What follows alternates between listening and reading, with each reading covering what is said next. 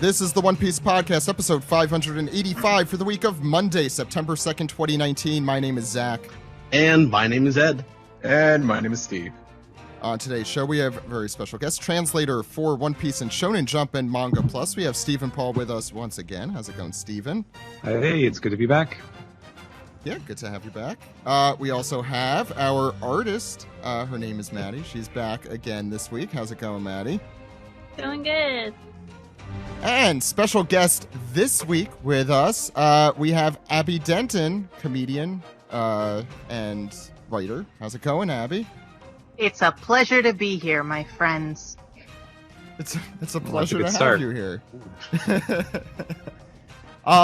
Yeah, so you're a One Piece fan, and we're happy to have you on. I know Alex and Steve speak extremely highly of you.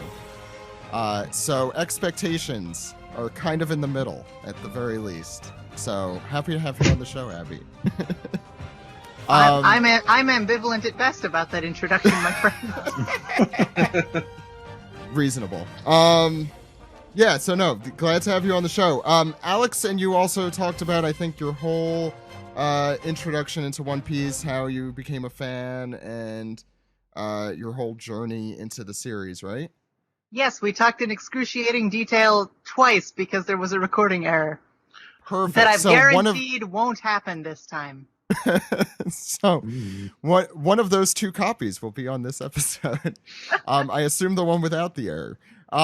So yeah, Alex and Abby are going to be talking a little bit about their history. But before we get into that, we have a manga recap this week of chapter 954, which is called Like a Dragon Given Wings. We also, I think, might have an anime recap for episode 900. We're going to find out, I guess, if and when that happens. Crazy that we're even up to episode 900. But Crazy that the manga's only 54 chapters ahead. Yeah, let's try not to think about that. I think about it. Yeah. But before we get started, the Stampede releases for the United States were once again listed for October 24th and then once again taken down by AMC. So we still have no new information on that, unfortunately. The other big news is that a bunch of YouTubers are stealing our bit and getting to see Oda somehow. Maybe it's their fluency in Japanese, I'm not sure. But if you haven't checked, Fishers, who is an extremely popular YouTube channel, got to interview Oda and ask him some questions, I think including whether Katakuri and his brothers were somehow related to probably Kaido, and it seemed like that was a no. I think they blurred out, or they beeped out yeah. whatever. Why would you ask a question like that? Who wants to go on an adventure like that? That's the right Those answer. guys, I guess. Yeah, YouTubers. Yeah, did you guys glean anything interesting from that? I forget. It was they did the usual thing where they were like talking. He was talking about like how much longer he expects the series to go, or something like that. He said 5 years again. Yeah. Well, oh no. Which how many times has that been now that it's been 5 years? Well, he said it before. He said it when the series started. It was going to be 5 years. 22 He's years been later. saying 5 years for 20 years. Yeah. He said Skypiea was halfway through. Wow. But it was halfway through the story, though. So No, it wasn't. Well, okay, so they were on the sea for a while, and then they were in the sky, and now they're on the sea again, and that's the other half is on the sea again. That's how it's halfway.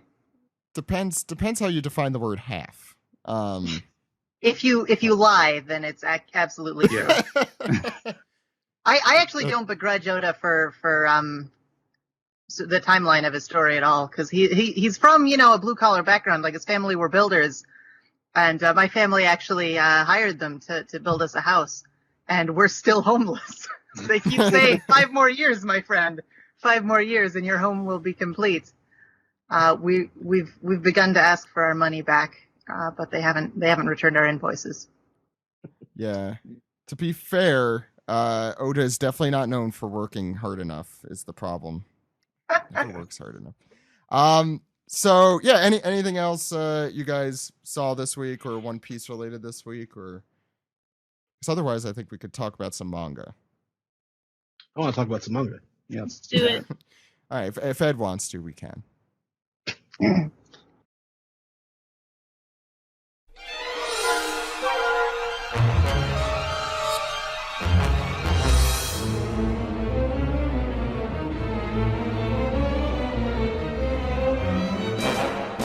This is the manga recap for chapter 954. Like a dragon given wings, you could read this chapter and all chapters the exact same time. It comes out in Japan for free, worldwide, completely legally, translated by Steven. That is at shonenjump.viz.com and at mangaplus.shueisha.co.jp. So that's it. Easy. But Ed, this front page, lots going on here. Yes, it is the return of Gangbage's Oh My Family, and can't get past the red line with all the hubbub at the reverie. So, yeah, they've taken the ship, as we saw last week, painted all over the sails, and they're staring down the red line. I love family. Well, I think actually they're turning away from the red line because it's because of all the hubbub. Oh yeah. Nah, I guess it's the front of the ship. Yeah. They're being shot at, I guess.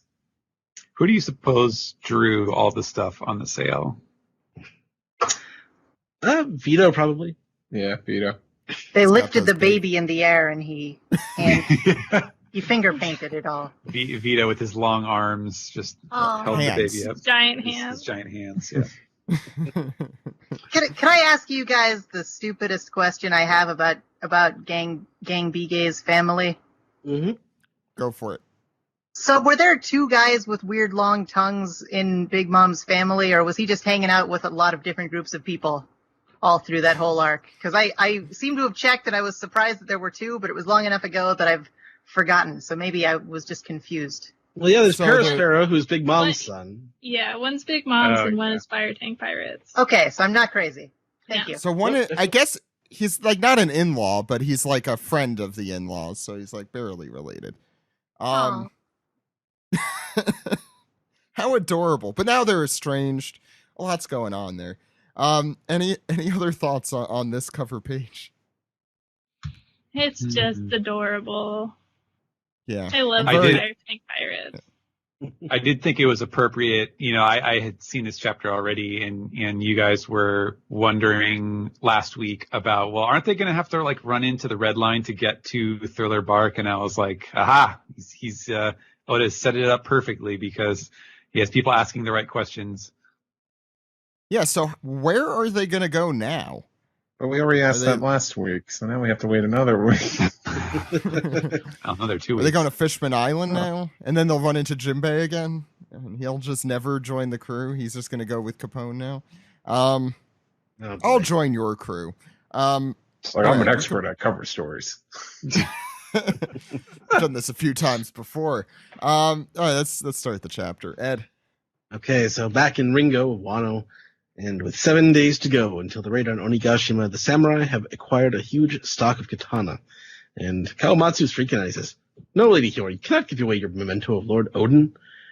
My father," so Hiyori continues, "My father, Kozuki Odin, was a swordsman who wielded 2 full-size swords. On the day before his execution, he entrusted one of his swords to my brother and one to me. My brother was given Ame no Habakiri, and I was given Enma."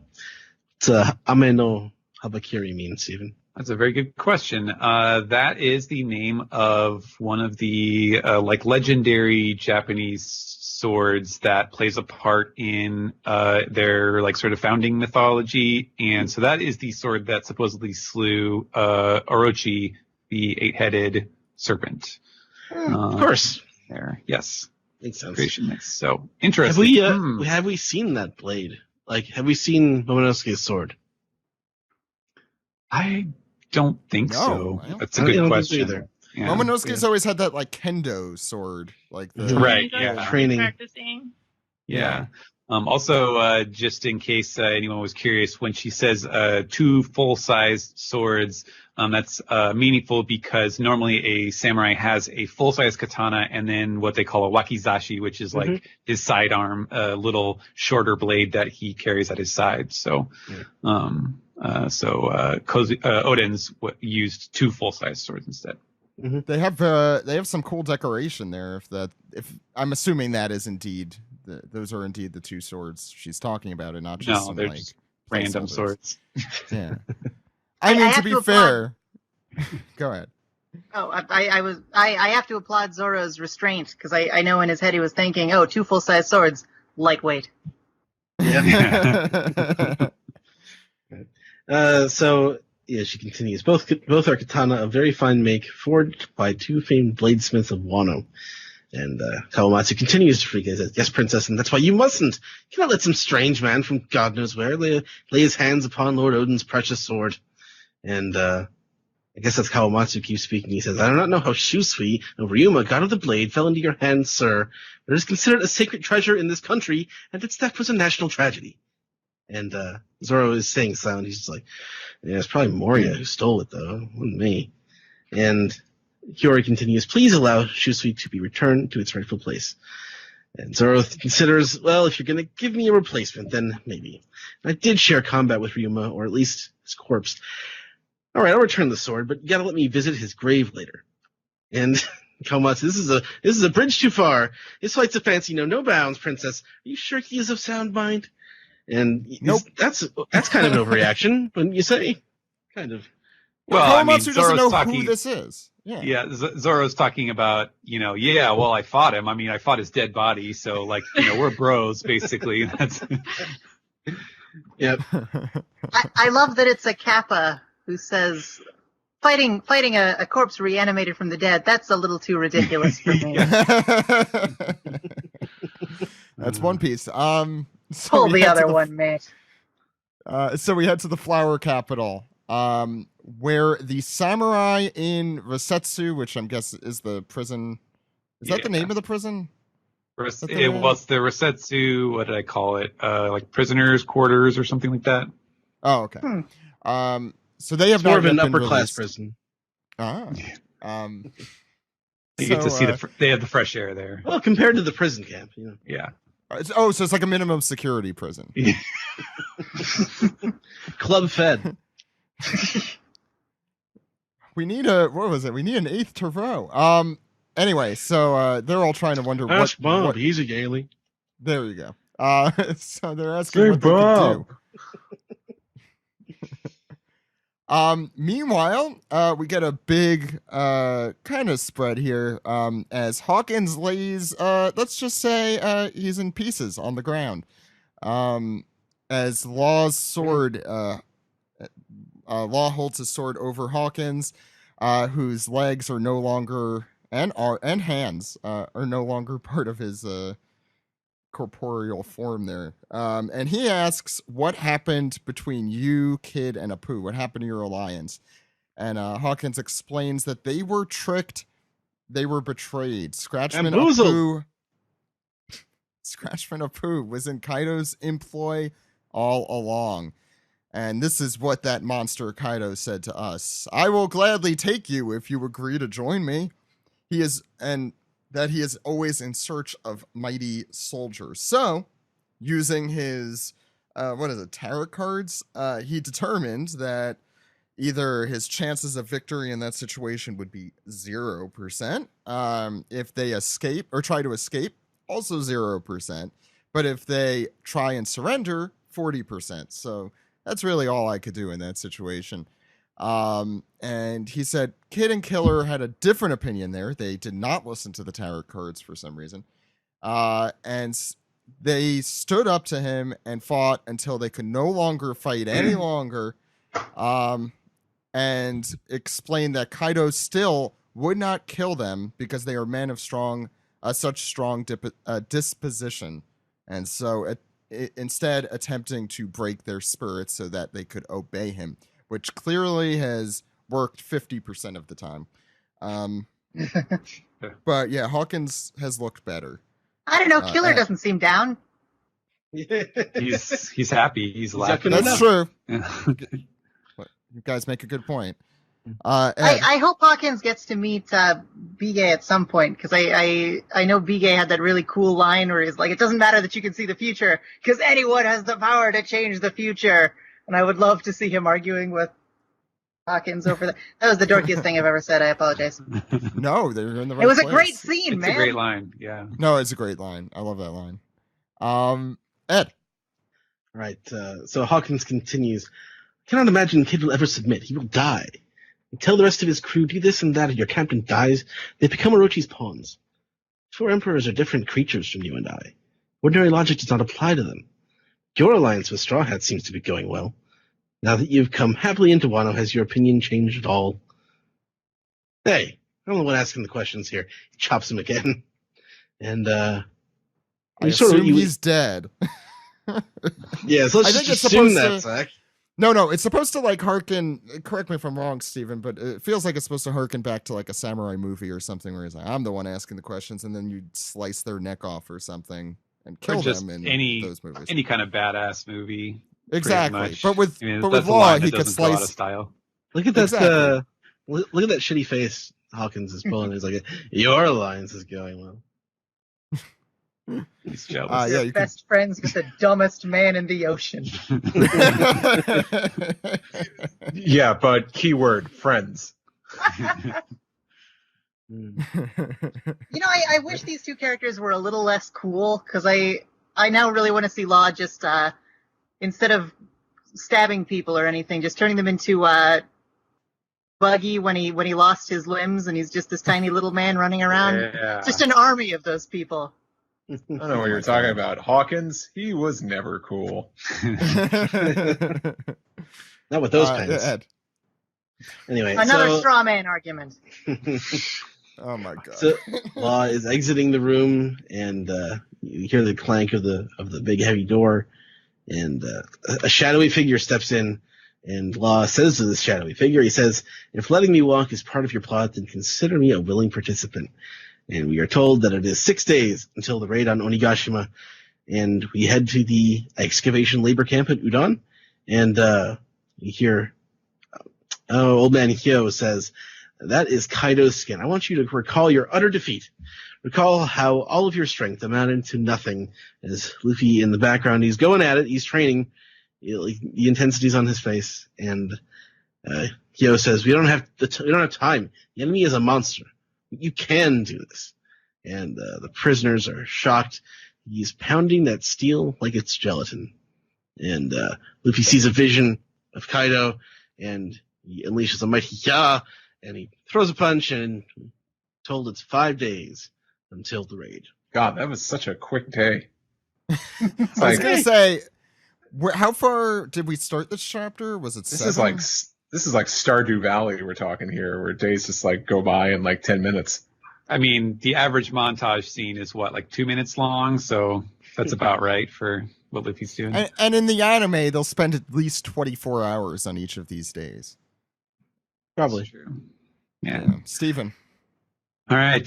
So on the next page, we are back in Amigasa Village, and we're just going to go flying all over the place, all over Wano here.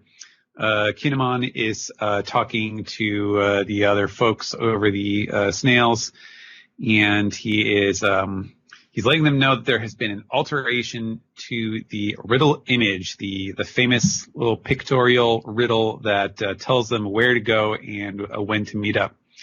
Lord Yasuie's message was to add 2 lines to the stomach of the viper. And over at Itachi Port in Kuri, the ship repair team gets it right away. Got it. Understand now.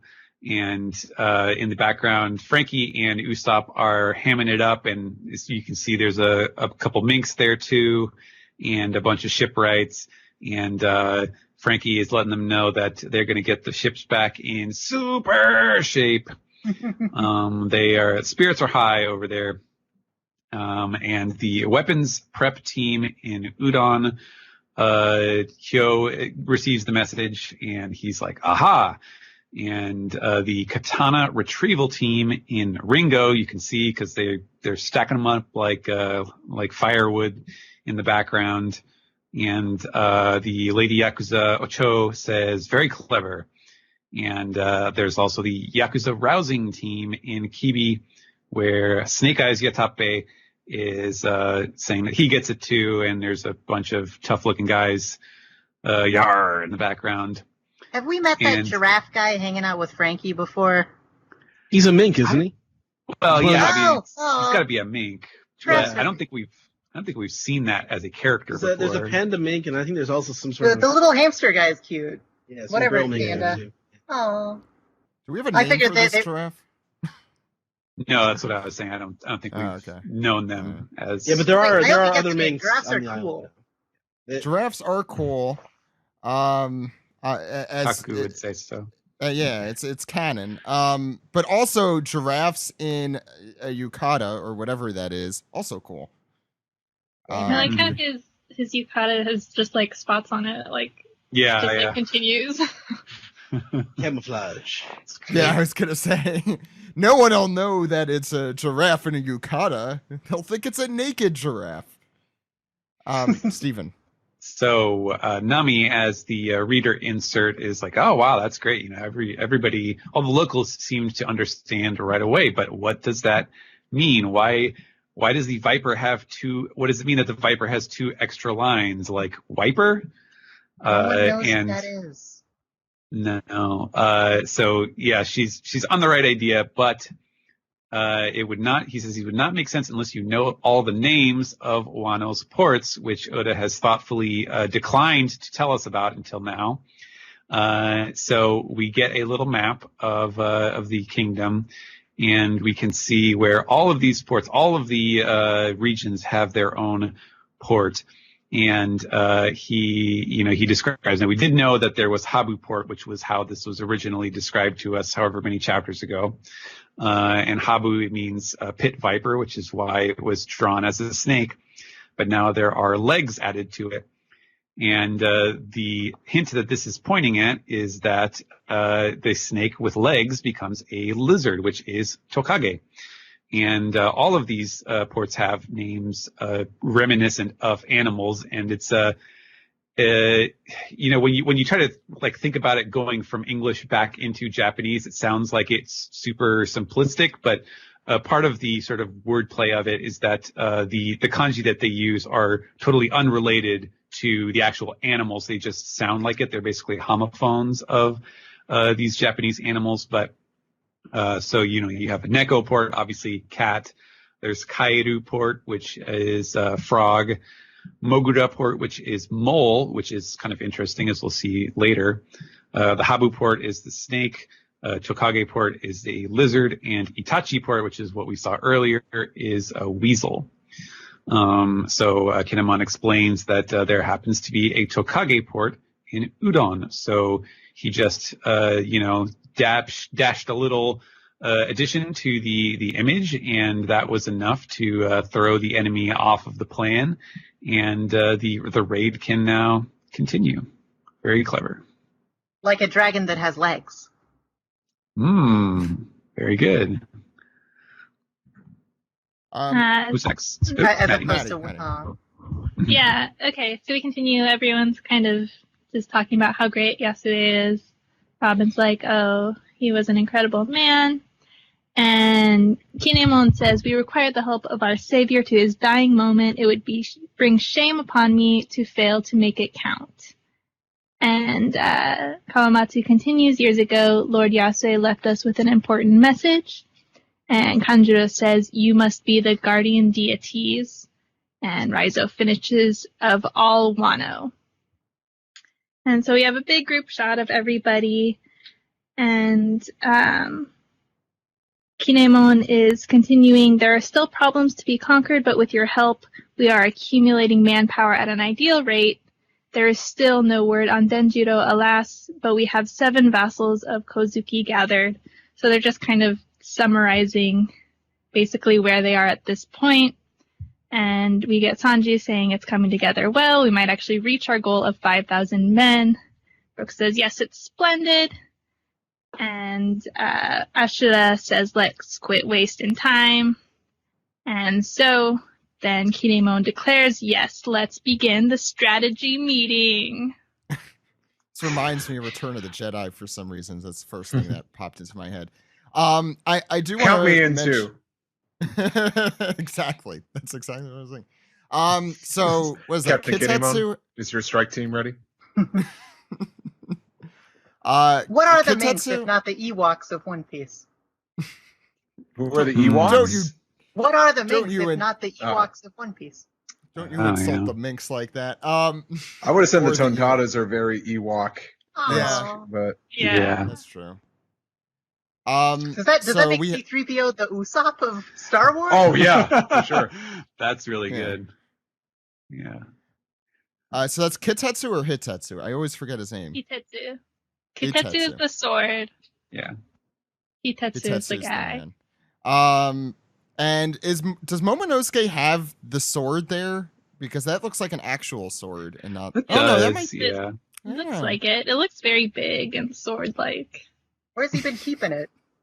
It's Well, he yeah. might have just got it in the intervening time, because obviously they've all gathered in that intervening time. Because as you Fair. recall, yeah, Okiku was in Udon and Raizo was also. I have to make a comment. I love this image because we see like the scale of all the characters next to each other, and it Mhm. like if you're not used to One Piece, you're like, why is everyone drawn like the wrong size? Because it's Look like at they're Nami so next to Kinemon. yeah, I know, and you just have like and I mean even like I think it's sometimes I forget just like how tall Brook is. I mean he's so massive. And Mhm. like he like fits in with all the Wano people. And then you have Yeah, when he teeny meets tiny Kinemon. Momonosuke. Yeah, when he meets Kinemon, I remember he's like, "Oh, we're the same height." Yeah, Except I'm a Zoro's skeleton. there. He's like tiny. Yeah.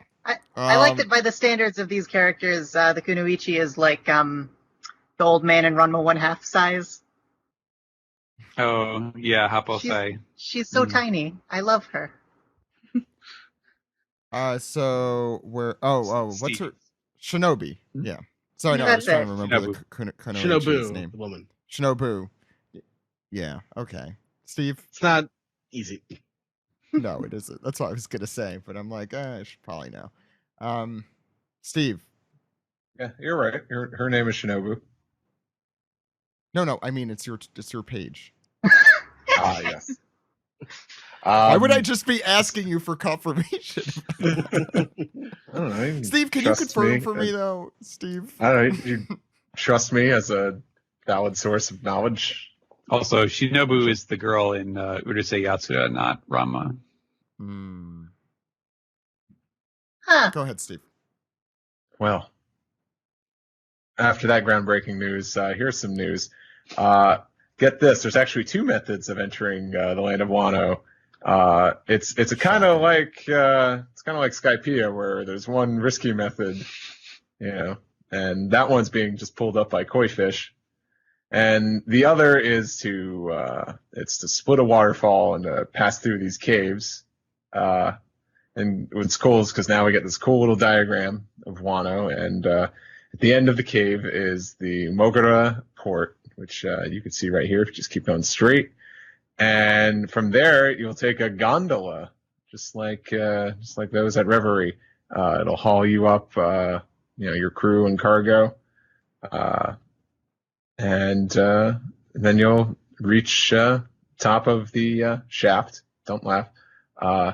And you'll find yourself in the Hakumai domain. Which animal is that based off of again? food, I don't isn't know. it? That was White the food, rice. yeah. It's white rice. Oh, okay. So The ports are based on animals. the white Lands, rice. Okay. So then we see the top of this the shaft, and we hear "Apapapa, hello, Kaido. I arrived in Hakumai," and I'm trying to get a good look at what's going on in the foreground here.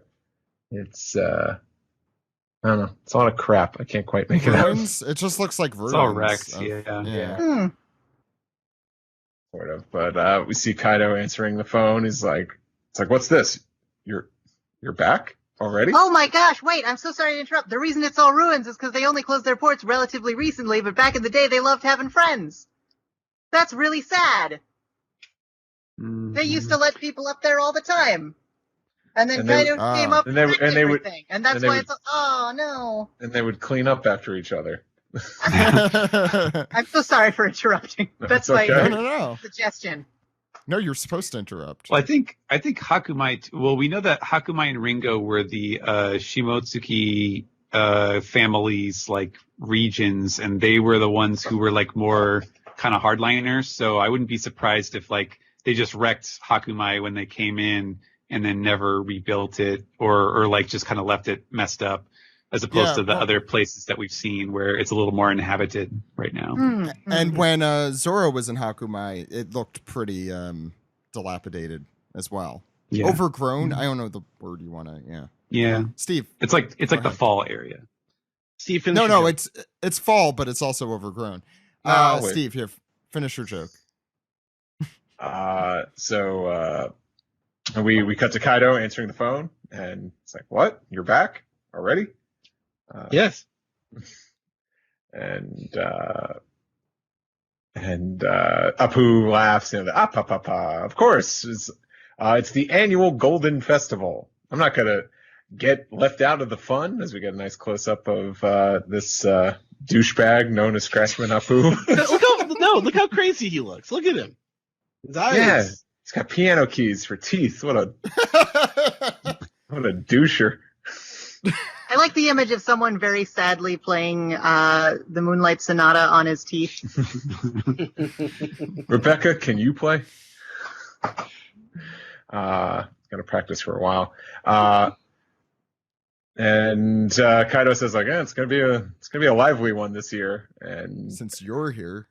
And Apu says, "Sounds great. Let's do it up." As he begins to dance or skank with his buddy there, as the poor children. Will someone please think of the children? Look behind the ruins, and they say, "What's that?" And one of the kids says, "That's the numbers from Onigashima. Come on, let's get the hell out of here. We don't want to get gobbled up." No, why would you say that? You know, I never really thought about it this way, but now that you talked about what a douchebag he is, I'm realizing the similarities between Apu and Riff Raff with his teeth like that. Oh. Who's Riff Raff again? He's the guy, he's the rapper, the white trash rapper with the shark teeth and the jewels. Yeah, okay, I guess you haven't heard of him. I'm not familiar with this work. I'm familiar with the Rocky Horror Picture. Is this in real life, or did you make this Yes, man up? no, this is real life. He's the guy that, what's his name? James Franco's character in Spring Breakers is based on. Okay. What the fuck is wrong with this? Well, street rat Riff Raff. I don't buy that. All right. Abby, you can finish this off here. Yeah. All right, and on our last spread, King appears to have caught fire, which is a very smart way to intimidate people. If you're still standing up straight while on fire, no one will stand up to you. I hear it keeps bears away. Stand up straight, light yourself on fire. And I'm just gonna assume he talks like Andre the Giant as the Dread Pirate Roberts. He says, "It was here, our numbers have returned." And Queen is shocked, and he says, "They're coming to the party too. I hate those guys. They're such messy drunks." Because Queen is a wimp. And then we get the coolest image in the whole arc so far, honestly, of like a bunch of weird shadow monsters hopping through the mists. And it looks to me like illustrations I've seen of the Hyakiyagyo or the Night Parade of 100 Demons, but that might just be my assumption because of all of the inspirations of this arc in general, where a whole bunch of demons just sort of walk through your neighborhood to freak you out, basically, because they're bored. Couldn't help but think where the wild numbers are with this. Pretty good. Yeah, they definitely have the Oni thing going on with the clubs, the spiked clubs, and the horns and stuff. Well, we are going to Onigashima. Right. Exactly. Also, looking it up, traditionally the Parade of 100 Demons is led by a yokai called Nararihyun, who is one of the best demons, because apparently his whole thing is just walking into people's houses, eating their food, and acting like it's their own house, and yelling at other people for trespassing. They're just little old guys, a lot like Yasuye, actually. We're gonna start walking into people's houses, eating their breaking food, up the place. breaking up the place. That sounds truly horrifying. It feels like the most Oda kind of demon possible, to be honest. To be fair, yeah. Oh my god, they came into my house and ate my food and left? Actually, that's a Luffy fear, I feel like. Anyway, yeah, that's what Ace does. Yeah. And in partly chilling and mostly heartwarming news, Big Mom and Kaido are now very drunk and have decided that they're best friends, which I'm sure will continue to be true in the morning when they've sobered up. Oh no. They declare the Animal Kingdom Pirates and the Big Mom Pirates are going to be forming an alliance. They take turns filling out each other's sentences, like they're doing an answering machine message together. And I just hope they get married. Honestly, they're great. They're so cute. I read this chapter and I got to the end, and it's like my parents are back together. They're actually very bad for each other. Yeah, they're awful.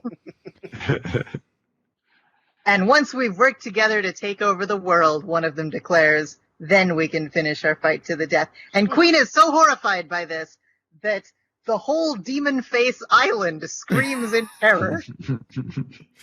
Queen gets very scared. I like that face. He's like, hey, what? And they listen. I'm like, what? He's very concerned right before they tell him that. Yeah. I like too that So Kaido is like an Instagram influencer where he's like, the Fire Festival is going to be the greatest party ever. Ja Rule wouldn't lie to us. So that is chapter 900. It's gonna be our special day. I'll tell you what. I think people in Wano are eating better than the Fire Festival people. Kids, your mother and I are getting back together. That's my joke. You stole it from me. Oh my gosh, you're right. I'm so sorry. Oh, no, I was yelling at Ed. Okay. You're allowed to steal Steve's joke. Let's go around the horn. Opinions on this chapter. Abby, you want to start? All worth it for the demons walking through the mist at the end. They're so rad. I hope they all get names and merchandise. And I hope they all get drunk.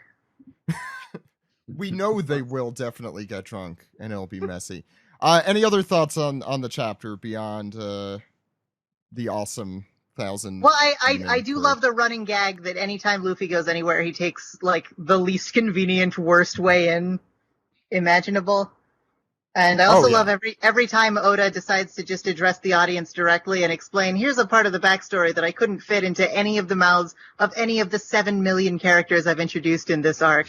So I'm just going to tell it to you directly. I say this with scorn, but also with love. That's what we say, I think, to Oda most of the time. Maddie, thoughts? Most of the chapter was a lot of exposition and kind of getting the plan all sorted out. But man, I love that last shot of Kaido and Big Mom. I said on Twitter, I want them to adopt me. They're just. And as I said on Twitter, that sounds really misguided. They're great. I don't know. I couldn't have imagined their reunion being so fantastic. It's like a stepmom and a stepdad. I don't know where the actual parents ever happened, but you just have step parents. It's like if your two step parents get together on either side, and you're like, oh God, what is happening? It's both adorable and we will definitely die. Yeah. Steven. I thought, this is an interesting chapter, maybe an intriguing chapter, but it was definitely kind of a whiplash going from the last one, which was this very kind of self-contained, nice little story to, a shortened chapter where every page was a different scene. And there were lots of kind of interesting developments, but there's no kind of like momentum to the chapter, I guess I would say. It's just, this is essentially a montage chapter. There were some, interesting bits. I guess we are, now we have a better picture of how like the whole idea of Zoro possibly giving up Shusui might go, since, he accepted it as, or he took it as a, and has an attachment to it because of like the fight that he had with Ryuma and the connection that he feels toward it. So it kind of makes sense that once, someone actually sits down and talks it over with him and explains why he might, want to give it up or to trade it for something else, he's actually like, he will listen to the idea. So that's kind of nice, I guess. Yeah. Well, I think it's more foreshadowing that Zoro is going to have a reason to want that particular sword by the time Wano is over. So, yeah, I think it's less about like him being able to let go of Shusui, but him needing to have a reason to want a new sword. Right. We didn't talk about it in the scene, but I think, probably like 90% likelihood that the mysterious shadowy figure who Law is talking to is probably Drake. Since, he was already acting shifty in other scenes, with no explanation. And that seems to line up with that type of character, these sort of, not truly affiliated, but otherwise kind of powerful, characters who are in this arc. So, I'm guessing that's what we're going to find out. And yeah, lastly, I do love, again, yes, the same thing with, him being like, oh yeah, by the way, I didn't really spell this out to you, but like Wano is basically like a giant like chocolate fountain on cycle that spills over permanently. Sorry if I didn't explain that well enough before, but that it's just basically all up. I don't know, maybe it's just the way that he filled it in that panel where it looks extremely elongated, but it's very tall and pointy apparently. I love how tiny Onigashima looks in that diagram.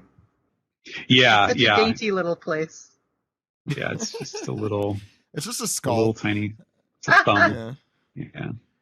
And yeah, the numbers look super cool. If it wasn't for the fact that they look so awesome, I would be like, oh my God, can we really, can this arc accept any more character? Like, are there more groups that we're going to need to memorize in this arc? And apparently the answer is yes, but, they look really cool. I especially like the one who is kind of further in the background, who has like the devil horns, look. He looks really cool.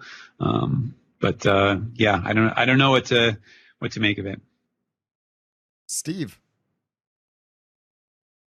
Well, quite an eventful chapter considering days were just going by at the beginning. I have an explanation for that if you want to hear it. We've already established that if Zoro gets stabbed straight through, he needs a week to recover. So, if they only had 6 days, then no one would be able to believe that he was healed already. They need 7 days for him to recover from getting stabbed by, what's his face? Logic checks out.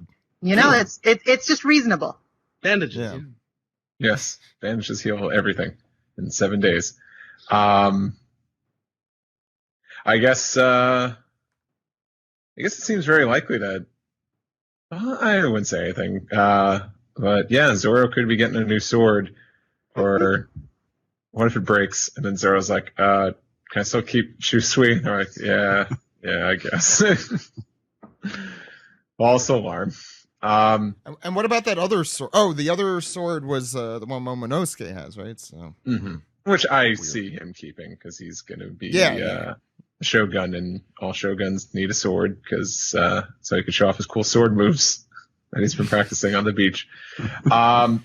Neat twists with because Apu has been very absent in this arc, and I knew he was involved with the alliance with Hawkins and Kids, and just turned out he heel turned, or just he was a little bastard, and just wasn't meant to be. And I guess now this is Hawkins' redemption, I guess, because I'm pretty sure Hawkins now will align himself with the goodies. And the foot that got placed, or the foot that showed up to confront Law as Law was leaving the jail cell.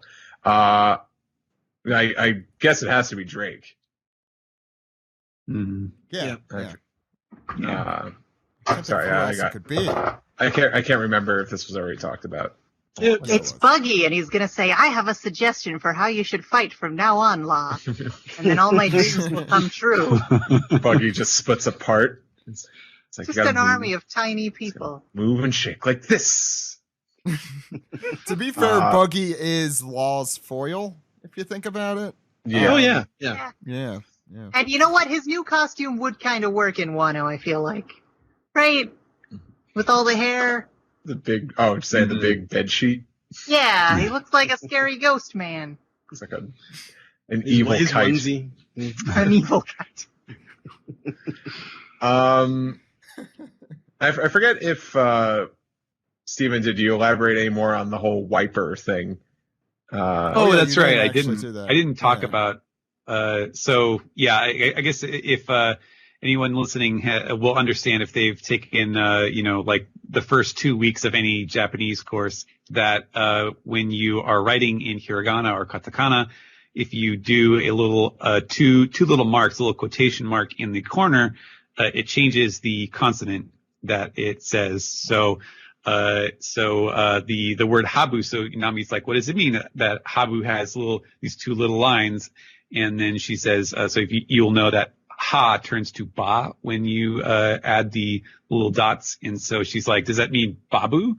And so basically it worked out that it was like the one letter that if you add two lines to it, it becomes something. It's like an N and an M or something like that.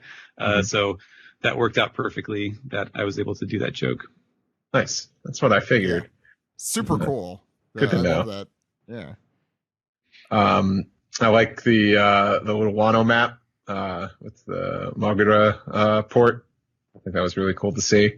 Hopefully there's no drought anytime soon, or Wano's kind of fucked. But then again, they don't want anyone coming in or out, so I guess that kind of works. Other than that, I'm looking forward to seeing Bastard Apu.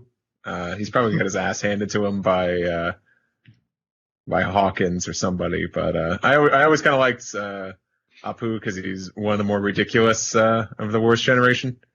But what's up? If he left and he's coming back for the party, was he just like on a beer run or something? Yeah, that's what That's the problem with Apu. He always runs out when the bill comes to. and this is the first time I can recall it being called the Golden Festival. And I'm not sure what to make of Apu's that. just like, yeah, whatever, that festival thing, right? It's gonna be a party, right? Come on, man. Yeah, the golden festival. You know the one. He marked himself down as maybe. He's like, I'll let you know. I got another party that day, but maybe I'll come through later. Can I bring Karen? Is that all right?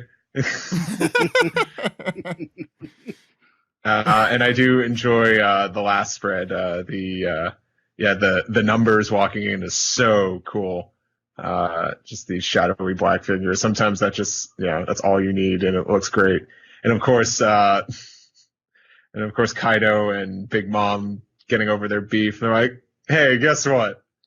We're getting back together. And the kids are like, no. And then of course, like, Onigashima, the big, fucking Castle Grayskull looking island, just shrieking as well, is a really nice touch that Oda will do. So I'm glad he brings life to the lifeless. So it's a fun chapter. Onigashima is starting to feel like that villain's lair from an 80s cartoon. Like Skeletor and Beastman and Evil Lyn all hang out there. And yeah. And Dr. Dr. Evil Claw. Volcano. Get this, we'll poison the water supply. Mom Mumra's there, yeah, of course. I mean, it is such a perfect 80s like American cartoon kind of thing animated in Japan. Sounds like It's you're a trying to Mighty make, Max like, playset. That's what it is. It's a Mighty Yes. Max Yes. playset. Oh god, it is Mighty Max. It sounds like Zach is just trying to push for another like 80s cartoon All Stars crossover with like the villains. We'll make the What? kids smoke marijuana. I wish it wasn't so anti-drug. 'Cause it's remarkable that ever got made. Yes. Ed. I mean, everyone knows the problems that I have with chapters like this, where you get a little bit of everything. In this chapter, pretty much everything is pretty good, but I always prefer when chapter sort of stays in one place. But it's an effective sort of montage chapter. Luffy gets to be really cool. You got that last week. You got a chapter in one place last week. Now we got to jump everywhere. That's how it works. That's I aim for the ideal. I can't settle for less. Anyway, it's sort of, I don't know. The Zoro part was sort of the least interesting, except for like the names of the swords, which I did not understand until Steven explained it. Enmo was a character from Dragon Ball. And I'm a helper. And Mankoem. Yeah. Law and Hawkins are they're interesting. Like they fulfill similar roles in the story. Like in their sort of pirate alliance, they're sort of like the sullen. They're like the cool guy. So it's interesting to see them talk to each other because they're sort of fulfilling the same role. When did Hawkins become cool? I mean, I'm not even making a joke. He's trying very hard to be cool. He is trying very hard, but he's not succeeding very hard. We get lots of exposition in this chapter. Frankie gets to appear in the background and be pretty cool for a second. It's just sort of with the hamster man. Yeah. Mm-hmm. A giraffe man. Giraffes are cool. Yeah. Yeah. I don't know. I'm excited. I really like that. The last chapter really, left on a high note this week because, like, this is what you're going to remember going forward. Not necessarily, everything else that was in this chapter could be done out of order in the anime and no one would notice. But like, this is the part everyone's going to remember. Yeah. I didn't even see. So the next chapter's in 2 weeks, right? It says the 13th. Yeah, but there's a holiday that week, so it's going to be a few days early. Okay, wait. So the 13th is next It's a Friday, I think. Yeah, not Yeah. this Friday. Next Friday. That's important to let people know. I for some reason just skipped that part. So this was a really good chapter. I agree with Ed that I definitely prefer when a chapter stays in one place. But I think this is kind of the best a skipping around chapter can possibly be. I don't know what you guys are talking about. The end terrifies the shit out of me. Not the numbers, but Big Mom and Kaido getting back together. That is a super interesting twist to throw or wrench to throw into this arc. It's like, oh yeah, and Big Mom's there too, and she also, is Big Mom, so they have to deal with that. And also a bunch of giant demons walking through. So there's a lot going on here. So even though it seems like everything's falling in place for the good guys, obviously everything's also falling in place for the bad guys. So that'll set up something fun, I'm sure. Apu was, before we understood anything about the supernovas, Apu was my favorite because I love his design and I think he's ridiculous. And oddly, if you recall how he was in Shabari, he was super eager to fight Kizaru, which seemed very misguided. So I'm just kind of curious how he doesn't really fit the whole motif that Kaido has, like Drake did. So I'm kind of curious how he fits into things.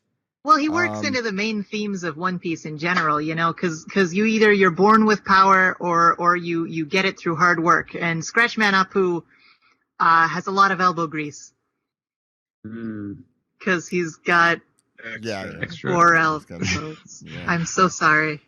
It's okay.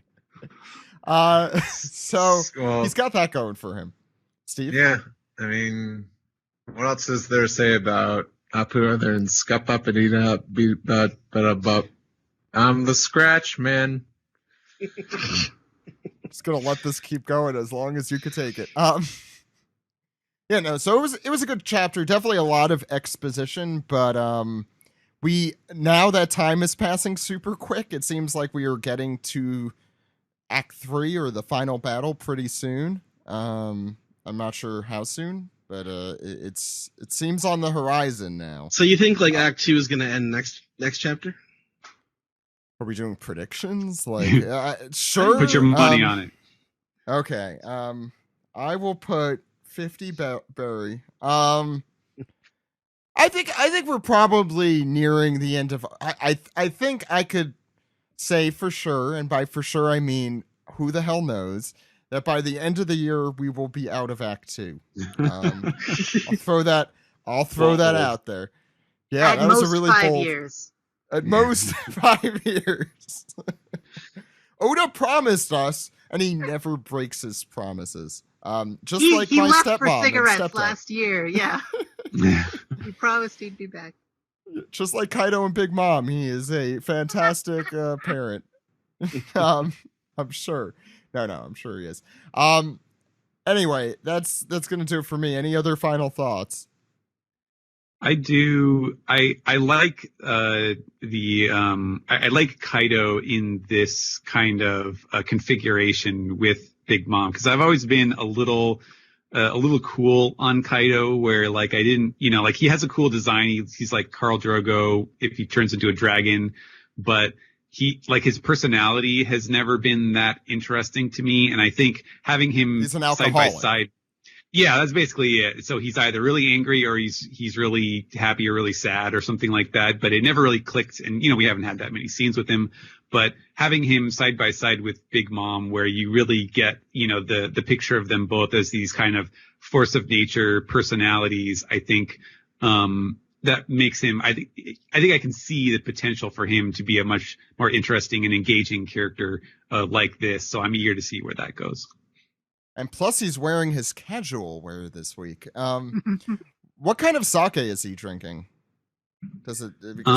Something. It's the same. Yeah, it's the same. I want to say it's like the holy. It's like the gods sake or something like that. I know I looked it up once because he's had that gourd, for all the scenes that we've seen him. I think that's what it says, if I recall correctly. In that case, my headcanon is that it's really cheap sake that he's just been refilling this very expensive bottle with his whole life. It's his growler. I love that theory, and I think it's probably correct. I mean, if you were that rich, wouldn't you get that? Like, wouldn't you have that made for yourself? That's fair. Yeah, I'm assuming Kaido just has a sake factory there. I mean, yeah. He gets direct. It's kind of like almost a Mr. Yeah, he's kind of like a Mr. Burnsy villain, where I just assume he outsources most of his, everything, and he's cheap, even though he doesn't need to be. Yeah, in Oda World, he just has the face of a man who would make other people pay, even though he can clearly afford it. Exactly. He just has a cheap old man face. Yeah. The true villains of this world. Don't bother asking where the bathroom at Onigashima is. I don't get that. Anyway, that's gonna do it for the manga recap. Let's go into the next segment.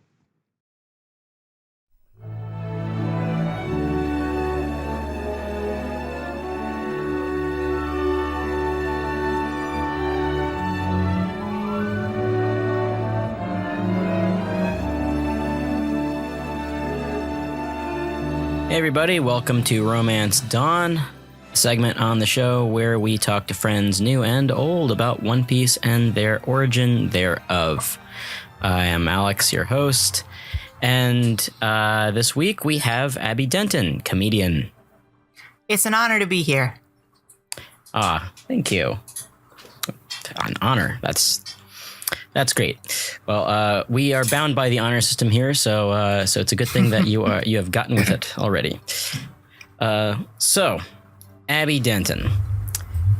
It says here that apart from being a comedian, of course, that you ran a magical girl themed wrestling show.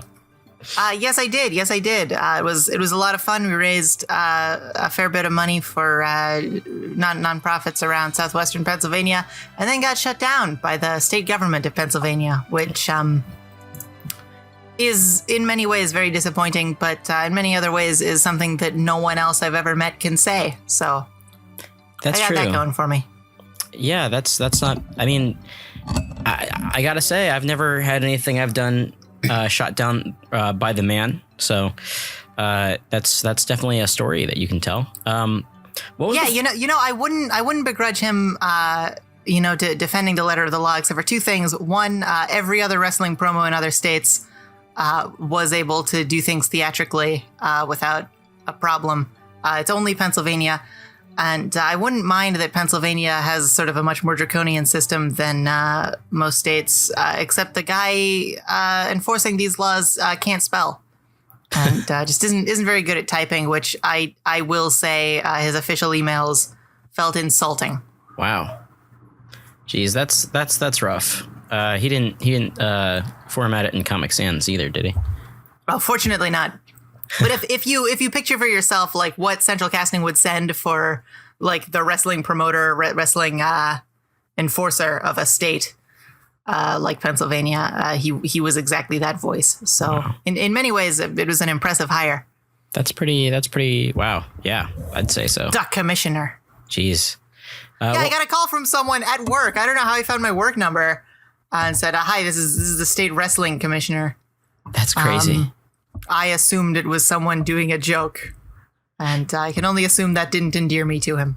So this was a wrestling show. Can you explain to us a little bit about the format? Well, we were sort of a Kaiju Big Battle Chikara kind of thing, where everything was highly scripted, and so we felt that, or we assumed that we fell under the banner of theater, but. I don't know. There was debate whether it was because we used wrestling in our name. That would. So who knows? That might do it. Yeah. Well, the guy didn't seem willing to engage in a debate. Jeez. Well, the guy didn't really seem capable of engaging in a debate. I mean, not that I'm still bitter years later. Well, maybe you should have engaged him in wrestling. I think he would have fared better there. Maybe. Oh my gosh. There's an idea. Is it too late? Well, I suppose it is, but I desperately wish it weren't. So with that magical girl angle, you've obviously been around the block when it comes to anime, manga. It's what I have in place of a personality. Hey, don't we all? Hey, too bad you can't put on your resume. That's what I always say. I do anyway. So let's talk about your weeb culture origins a little bit. When did you first get into manga or anime? Well, it was actually thanks to the website Neopets, which incidentally I learned recently was funded by Scientologists. Whoa. Which it's wild, and like some of their early plot lines were all about like evil pharmaceutical companies. So in retrospect, it kind of works. But if you look it up, it's there. I have a friend, and this is hearsay. Like I haven't looked into the facts behind this case because he was going through a divorce. So you aren't necessarily speaking. It's not. I don't want to accuse him of lying, but you want to assume the best of both people in a divorce. Sure. But my friend was saying that a big factor of his divorce was that his wife was a moderator on a Neopets forum that was like demanding money from her, and like thousands of dollars were disappearing from their bank account. And I haven't found anyone else talking about like that happening online, but that was sort of one of the most profoundly upsetting things. Far off the subject, I joined Neopets and sort of met people who were also into the cartoon Digimon. And Digimon, incidentally, I feel like the third season, for all of these other things people talk about it sort of being one of the more sincere, like shonen cartoons that are just there to sell toys. Digimon Tamer specifically had sort of this whole underpinning of this kid had like designed his own Digimon, which I feel like was sort of the origin of a lot of sort of fan work in the 1999, 2001, whenever that cartoon was coming out. Oh yeah. Period. Because it's sort of like officializing, saying like, this thing that you draw in your high school notebook or middle school notebook, whatever. I was in the 6th grade. I don't know why I said high school. is like as real as anything else. And that, I think, inspired a lot more people than anyone really acknowledges. I always thought it was neat. Anyway, then sort of through that, I sort of got exposed to the species of people who feel very strongly that, you can't rename a man named Katakuri something like Dogtooth. If you do that, then, you're peeing on the hard work of a writer. Just to use one of the examples I've seen people arguing about recently on forums. I say recently, that's like 2 years ago, isn't it? Yeah, I guess so. Gosh, time has flown. Yeah, time is really crazy. I heard it's a flat circle. So yeah, but yeah, like that was sort of my exposure to online weeb culture, which was all the internet really was from 2001 to 2006 or so, and then Web 2.0 happened, and now everything is just ads for body wash. or maybe Google just thinks I'm filthy. I don't know. It could maybe go either way. Algorithms are sort of the way things are going these days. I liked it when everything you saw was decided by like a weird nerd who just like really liked Weisskreuz. Me too. Oh my God, Weisskreuz. Instead of a capricious machine that hates you and doesn't quite understand what you're about. Yeah. Oh man, Weisskreuz. That's some early 2000s throwback right there. Heck yeah. Man, I did not know that about Neopets. That is insane. I highly recommend you look it up. It's fascinating. I don't remember like at what point it changed hands. I don't remember if it was started by and then sold from, or was started by someone and then sold to them.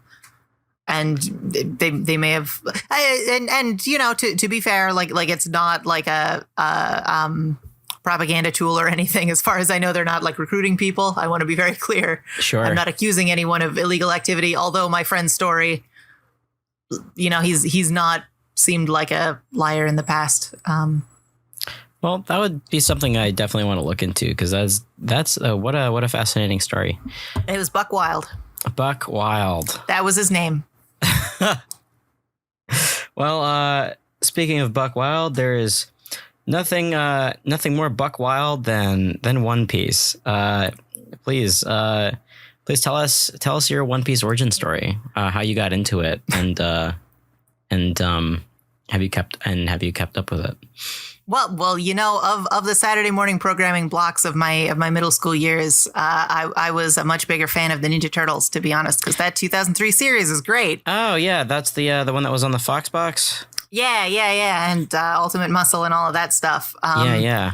I liked One Piece, but I was also sort of aware that it was this sort of much bigger thing, and sort of through all of the nerds that I knew online, I was sort of aware that I should be disappointed with what I was getting. But I have a very vivid memory of a Christmas morning that was also a Saturday, like 2005. I don't remember what it was. And my mom had a splitting headache because my family had all been arguing all morning.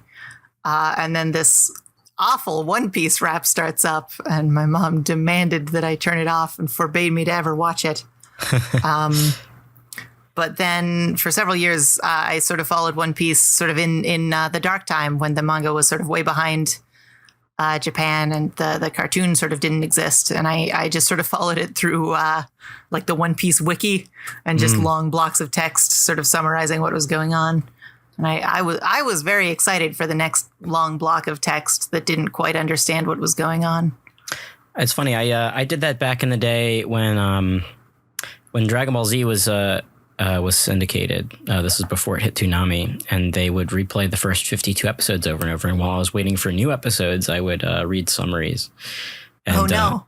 Yeah, I went to the library and I printed out all these summaries of what happens in the Goku versus Frieza fight on these dot matrix printers. And I was cleaning out some old magazines and stuff, and I found like a huge stack of it.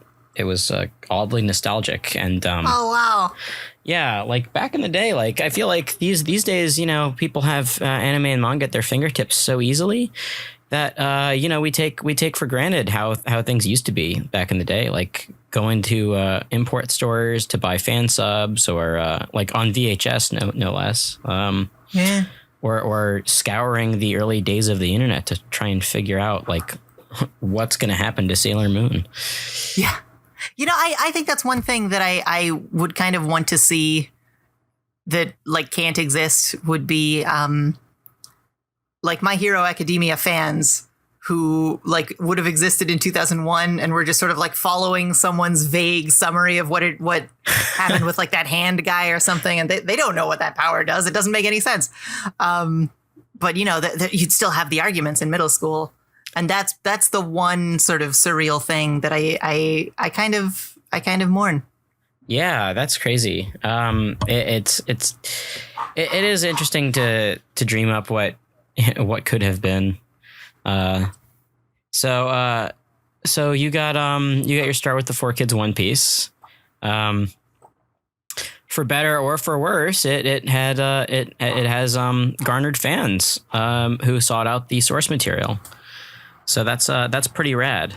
Yeah, man. You know, it wasn't. I actually sorry, I dropped my insulin pump there, my cyborg parts. Oh no. I was so excited. I actually was in a master's program recently with a lady who worked at One Piece at 4Kids for several years. Oh wow! And it was kind of fun hearing her perspective of things. She also wrote one of the best unproduced spec scripts I ever read. That was an underdog sports movie starring the Washington Generals, who are completely unaware that they're never meant to win. Wow, it was great. That's excellent. Now that I would, I really want to read like a book about the production of 4Kids One Piece, just because I want to know what was going through everybody's head. Yeah, it's such all the changes they made are so wacky, and out there. It's pretty crazy. I remember being really excited about the fact that that One Piece was getting a US release. At the time, like I had gotten into One Piece around 2002, and oh well, la di da, la di da di da, and so I had been around the block a little bit when it came to One Piece. So in 2004, when it debuted, I was in college, and I was telling my roommate, "Hey, look, there's this show I like. Let's watch the English dub of it.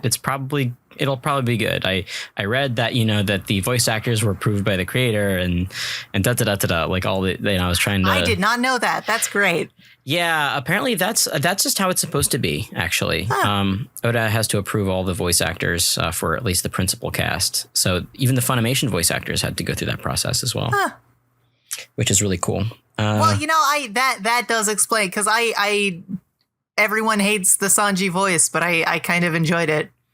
The Sanji voice is, it's funny because whenever I think I know what it sounds like, I listen to clips and it's just like even worse than I remember. Like I'm like, nobody talks like this in the world. Nobody. Like it's such a, we when I was in college, we called him Goonji because he just sounded like a hired goon. That's great. Yeah. It was, God, the Sanji voice. I would love to talk to that guy, David Moo. Voice of. Even his name is delightful. It's a wonderful name. Yeah, I think he's like a bartender in Brooklyn or something like that. He's got his own bar. I'm absolutely not surprised. Yeah.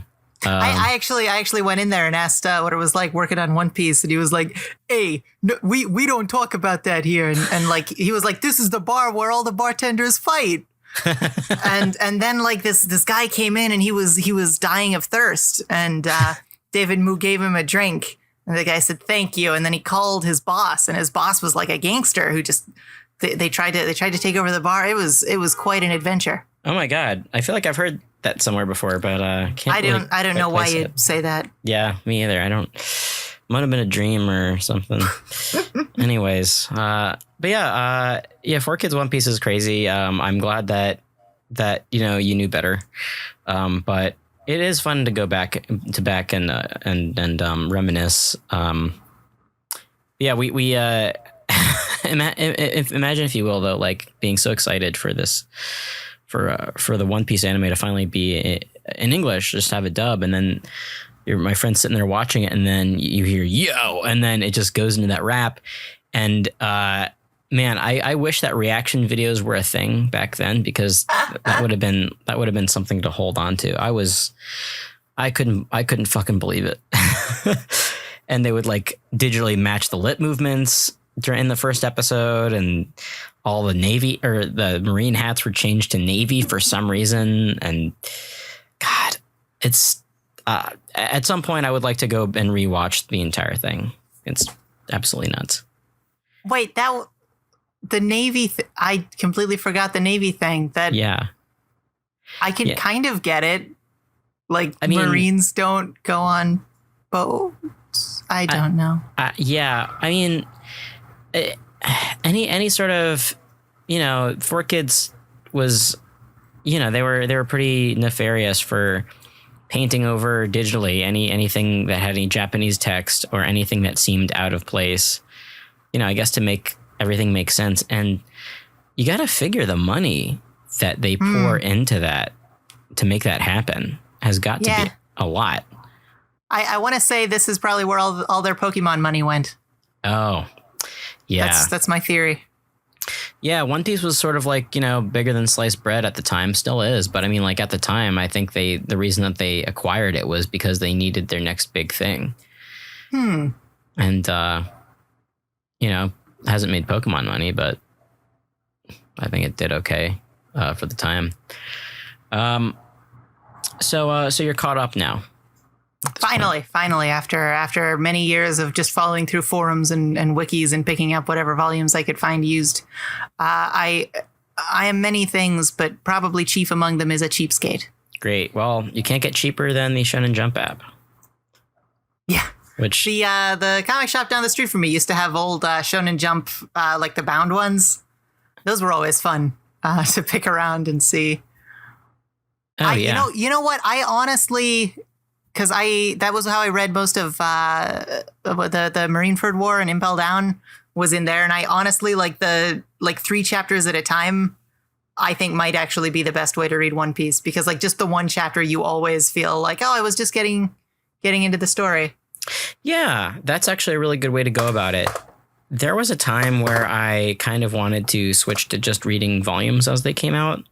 But I'm so invested that I have to read it week to week at this point. But 3 chapters at a time, that's actually enough. I'd say that's not bad. You know what might be my one complaint about the Shonen Jump app is I don't know if they're adding the SBSs like after the volumes come out. I think they are. I've tried looking back and I can't. I don't know if there just aren't as many SBSs these days or what. But those are honestly, I think, like the reason that One Piece is so good is that he just has this attitude of like, oh, well, yeah, sure, this happens. You don't really see that in a lot of other comics. And I think the SBS is probably like the reason One Piece is so good. Yeah, the SBS is something that is very unique to One Piece. I don't ever complain really these days about like whenever it's like poop or boob jokes, just because like, well, I mean, it's silly. And that's what all his fans love. Of course he's playing up to them. Exactly. And I've seen a lot of fans on the internet, that's in caps, of course, fans on the internet who complain that like, oh, there's not enough information in the SBS. I'm like, who cares? Like any information you're going to get at some point, like just enjoy it. Enjoy your fart jokes, because I certainly do. If I have one like thing that I pray will someday show up in the actual comic, it's that weird triangle dude that kid drew and said like, please make this a member of the Shichibukai. Like, I just hope one day that character appears. It's just a weird floating head. I need to go back and relook at that because Weevil is sort of like a weird triangle shape, so I don't know. Oh my gosh. So maybe that's it. Oh, I don't know. God. I could have sworn he did a joke where someone asked, what does that triangle man look like after the time skip? And he's just the hair is swept in the other direction. I might have made that up. Or he has like a scar. Well, that sounds about right, I think. So what do you like about One Piece? What makes you what attaches you to it? I'm all about the SBS, my friend. It's kind of funny because, like as I say, sort of when I was first finding One Piece, I want to say it was a contemporary. It might have just followed Kinnikuman Nisei, known to you, Gaijin, as Ultimate Muscle, was on the internet. And then that was sort of one of the things that as a weeb I'd sort of discovered, like, oh, there was this whole show that existed in the 70s and 80s, I guess more the 80s, that sort of I'd never heard of. There were all these toys that like my brother had apparently, like the little eraser guys. Yeah. And Kinnikuman is something that Eiichiro Oda has cited as like something that he wanted to sort of allude to in One Piece with the power levels, because the power levels in One Piece are like remarkably consistent for something that's been running this long. Oh yeah. Whereas in Kinnikuman, like every single chapter would be a new character that was often designed by a child. Like they would do so many contests where children would just send in their designs and then they'd show up for like a chapter and Kinnikuman would beat the crap out of them. Oh, that's right. Yeah, and then like every single and also I want to say there was some crossover between those and the Robot Master fights that Mega Man did, but I might have just made that up because they're both delightful. But they both sort of have the same thing where it's like, oh, here's an item like a vacuum, and now it's got beefy arms and legs, and now it's a wrestler or a robot or whatever. Yeah, I do remember that. I think Mega Man 6 was it? Nightman, and another one. They were both. Those were fan creations. Wasn't like Shadow Man designed by Yasuke Murata, the One Punch Man, the guy who's redrawing One Punch Man now? I think so, yeah. I know one of the really popular Robot Masters was him when he was 12 or something. Yeah, which is delightful. Yeah, you tweet a lot about Mega Man. I forgot about that. Oh, yeah, sorry. I'm diverting wildly from what I was trying to say, which was just that like every single chapter in Kinnikuman, they'd introduce this new completely absurd character, like a toilet with arms and legs, and say like, oh, this guy's 7 million times stronger than Kinnikuman, because the one mistake that those two made for all of their great, like they are an unsung like primogenitor of shonen manga and just fighting manga in general. Like they had made the mistake of saying like, oh, Kinnikuman has like the maximum power of 1 million. Like very early on, and like they just said like, oh yeah, these are magical god creatures. All the characters in that are like these weird other species called Chojin, and that's just like the limit is 1 million of this number. And then every single other character they introduced was like, oh, he's got 3 billion power, and like they were so hard about that. Like at least with One Piece, you can say, oh, it's he got really mad, or like Dragon Ball, you can just say, oh, he got really mad and his power level rose. Kinnikuman, they had not quite left that space, and so it just got completely absurd as it went on, and that was one of the things that Oda cited that he was trying to sort of do better with One Piece, or at least be more consistent with. But they both have this sort of approach, and so does Mega Man, where like you it's very bombastic characters, very flamboyant designs, where like you look at this guy and you immediately know what he's all about, which is like what I would consider like what good character design is. Some people would disagree. Yeah, no. But classically, it's, you want a character to look like what he is. And these are like so far in that direction that I think it's praiseworthy in every case. Oh, yeah, for sure. I think that I actually really like the power scaling or lack thereof in One Piece, just because, it's not like people, I think, use bounties to determine power level. And Oda said a long time ago that these bounties don't reflect this at all. Like, yeah. Like I like how they introduced Queen with a really high bounty, and he's spent the last several chapters trying to find excuses not to do anything. Yeah, but it's funny you mentioned Kinnikuman and the contest, because Oda sent his own character in, Panda Man, who's all over One Piece. I completely forgot about that. Oh. Yeah. Panda Man was initially a Kinnikuman character. And you can play as him, I think, in the GameCube video game. Oh, that's awesome. Which I think is a cool crossover thing. But yeah, so One Piece, it's great. We all love it. But so's Kinnikuman.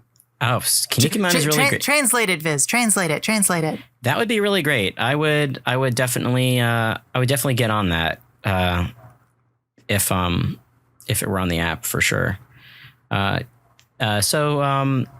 Oh, sorry. Can I just spoil one thing in Kinnikuman just as an example of why it's so great? Okay, like the last big story arc in Kinnikuman, like everyone dies by the end of it. All of Kinnikuman's friends are dead. And then it turns out he's been wearing a mask this whole time. It looks like his face, but it's a mask. And he just sort of lifts it off of his face a little, and it turns out his true face is so beautiful and radiant that it brings all his friends back to life. Oh my God. And he's just been able to do that this whole time and never bothered. That's amazing. I I've watched a fair share of Kinnikuman clips just because of my being on forums and stuff like that. And, heck yeah! I watched the Robin Mask final fight, which I thought was really something. Robin Mask is probably the best wrestler. He's the most Bishonen wrestler despite not having a face. I get that. He's just a good guy. Yeah. And speaking of good guys, let's talk about One Piece's characters. Do you have a favorite character? I'd like to ask both Straw Hat and non-Straw Hat, just because it's Oda pours, I feel like, most of his effort into the main 9, but there's so much good side characters too. Well, this is a strange digression to take on my Kinnikuman podcast, but sure, I'd be happy to answer. I'd say of the Straw Hats, my favorite character is probably Usopp. I even liked the 10 chapter arc where Oda was trying to pretend Usopp was suddenly competent. And then he remembered Usopp's true nature, and now he's back to normal, which I'm grateful for. I feel like at this point I shouldn't enjoy his constant theme of, getting the snot beaten out of him and saying, "Oh, I can't do it," and then deciding he can do it. But I don't know what it is. Like every time Oda draws it, I'm on board again, and I'm like, "Oh wow, yeah, he can do it." And it teaches America how to believe again. And I think that's what we need right now. Well, I think it's very human too. Like every human goes through this. Every person, no matter how confident that you can be, you also have periods where, it's hard to believe in yourself until, you kind of pick yourself back up and do it. Usopp is a very relatable character in that way. Absolutely. And I think a lot like Usopp, like we all sort of had a period where we were really fit and good looking, and then just immediately fell off the wagon and stopped working out again. I think everyone can relate to that. Oh man, I kind of hope Usopp gets a gut. Just a little pooch. Yeah. So side characters, what do you think? What are your definitely Sarfunkel, because everyone's always surprised when you remember that Sarfunkel exists, and then you're like, oh yeah, she is delightful. And I don't know what it is about long noses that delights me. It's funny. It's funny that Sarfunkel was actually Sarfunkel was brought up on last week's podcast as well. So there's just because of the Gaimon Sarfunkel joke. It's a good joke, and it's good to see that more people recognize it. Yeah, and that story was sort of one of the only really episodic stories that Oda did, and it's sort of nice that that's still acknowledged as canon. I know he said that like Gaimon's not really going to appear again, but I like that Gaimon exists because he does lend the world an air where it's not all about Luffy and his adventures, which is important. And I like the episodic stuff. Like I don't think the filler is quite as bad as everyone says always. Yeah, it's nice to see the crew interacting every once in a while. We don't really get that too much. I mean, we haven't gotten that in the manga in ages just because, they've been separated. Yeah. So, well, I understand. I understand Oda was talking to his editor, and his editor said, "Hey, you got to keep them separated." Yep, that's right. Yes, Oda's editor was the artist of that song. Whose name I don't know. Oh yeah, Richard Cheese. It was Richard Cheese. Oh yes, Richard Cheese, the famous lounge singer. Sarfunkel, good pull. Sarfunkel's good. Yeah, of like actual characters, I'd probably have to go with Mr. 2, Bon Clay, Bentham, whatever is the preferred name this week. Bon-chan. Bon-chan. Oh. Yeah, Bon Clay is a wonderful character. I don't think I know a single person who doesn't like him, which speaks volumes to the character, and I think it gives me faith in this fan base, regardless of what people might say and do. Yeah. It was weird because I remember getting the Alabasta movie that they'd made on DVD a while back at a Big Lots, Bad which movie. should tell you something about why they stopped doing those. And I didn't hate it that much. I thought it got to the point, man. It got to the point. But in that especially, I think, because it's removed from all of Bon Clay's speeches about like, oh, we are brothers now. And I don't think he even appears at the end to help them. So like his fight with Sanji, like it just reads like a bashing, and it is horrifying, and it makes me really happy that a franchise that could produce that also, like, there's just an island of cross-dressers and they're like the strongest people in the world. Yeah. It fills my heart with song. It's pretty great. It's yeah, I think I read somewhere that the Kazuki Yao, the voice of Bon Clay, took Oda out to a cross-dresser bar, and that's where he got his first exposure to the culture, and he loves it so much that Bon Clay that's why Bon Clay is who he is, and why he's voiced by who he is, I think. Aww. Yeah, I adore Kazuki Yao. He's the voice of Django, my favorite character, and Frankie as well. So I mean, it's really cool that he got a big role like that. And I don't know if you ever seen pictures of Kazuki Yao, he's like insane. He looks like he probably owns a motorcycle or something. Delightful. Yeah, he's snakeskin boots and leather jackets and stuff. So that's great. That's great. And I think I've also always appreciated Bon Clay because, much like Bon Clay, I too have the heart of a delicate maiden. I'd like to say the same about myself. Oh. So least favorite character. Interpret that in any way you want. Because I definitely have characters that I don't particularly care for, but interpret that however way you want it, I guess. Well, I guess what is it, Sakazuki Akainu? Yeah. Is like the least favorite, you love to hate kind of guy. Yeah, for sure. But on a spiritual level, I think it's probably like I would compare Robin to a piece of meat on a hook that's sort of being dangling just out of reach. Yeah. Sort of dripping, and you know how delicious it could be, but she's just never going to do anything. And yeah. I appreciate on one level that, like, she used to be an assassin. She had no choice. She was on the run from the law. And now, she has the freedom to just sit there and read. But on the other hand, I don't like that she just sits there and reads. Yeah. I feel like Robin is a character from a stronger woman-centric series trapped in a shonen story. I would read that comic. Yeah, I feel like she would, I don't know, maybe, what do you call it? I haven't read Rose of Versailles, but that's the first thing that popped into my head. Well, I think in that hypothetical story, like, Crocodile would probably still be important, or she'd still be working at Baroque Works, and like there'd be some unresolved tension between them. Oh yeah. No, faux show. Oh, by the way, Crocodile is definitely trans. Just while we're talking about bizarre fan theories. Oh yeah, I think at that point that's something that it's been hinted at so much, and wait, I thought there was just the one conversation. Where else has it been hinted at? Oh well, I mean, it's not really been hinted, but like there's evidence, like in Chapter 0.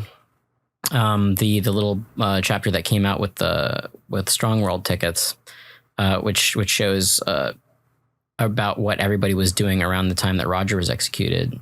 You only see the back of Crocodile's head, which I think is interesting.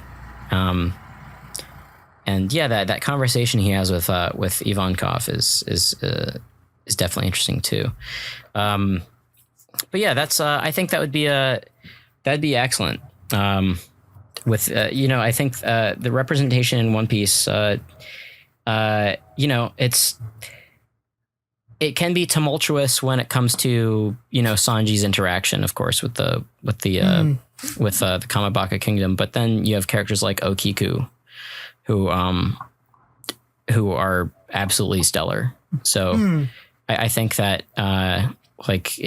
Crocodile being trans would be a wonderful step in that direction for good representation in One Piece. I dig it. Favorite arc? What do you think?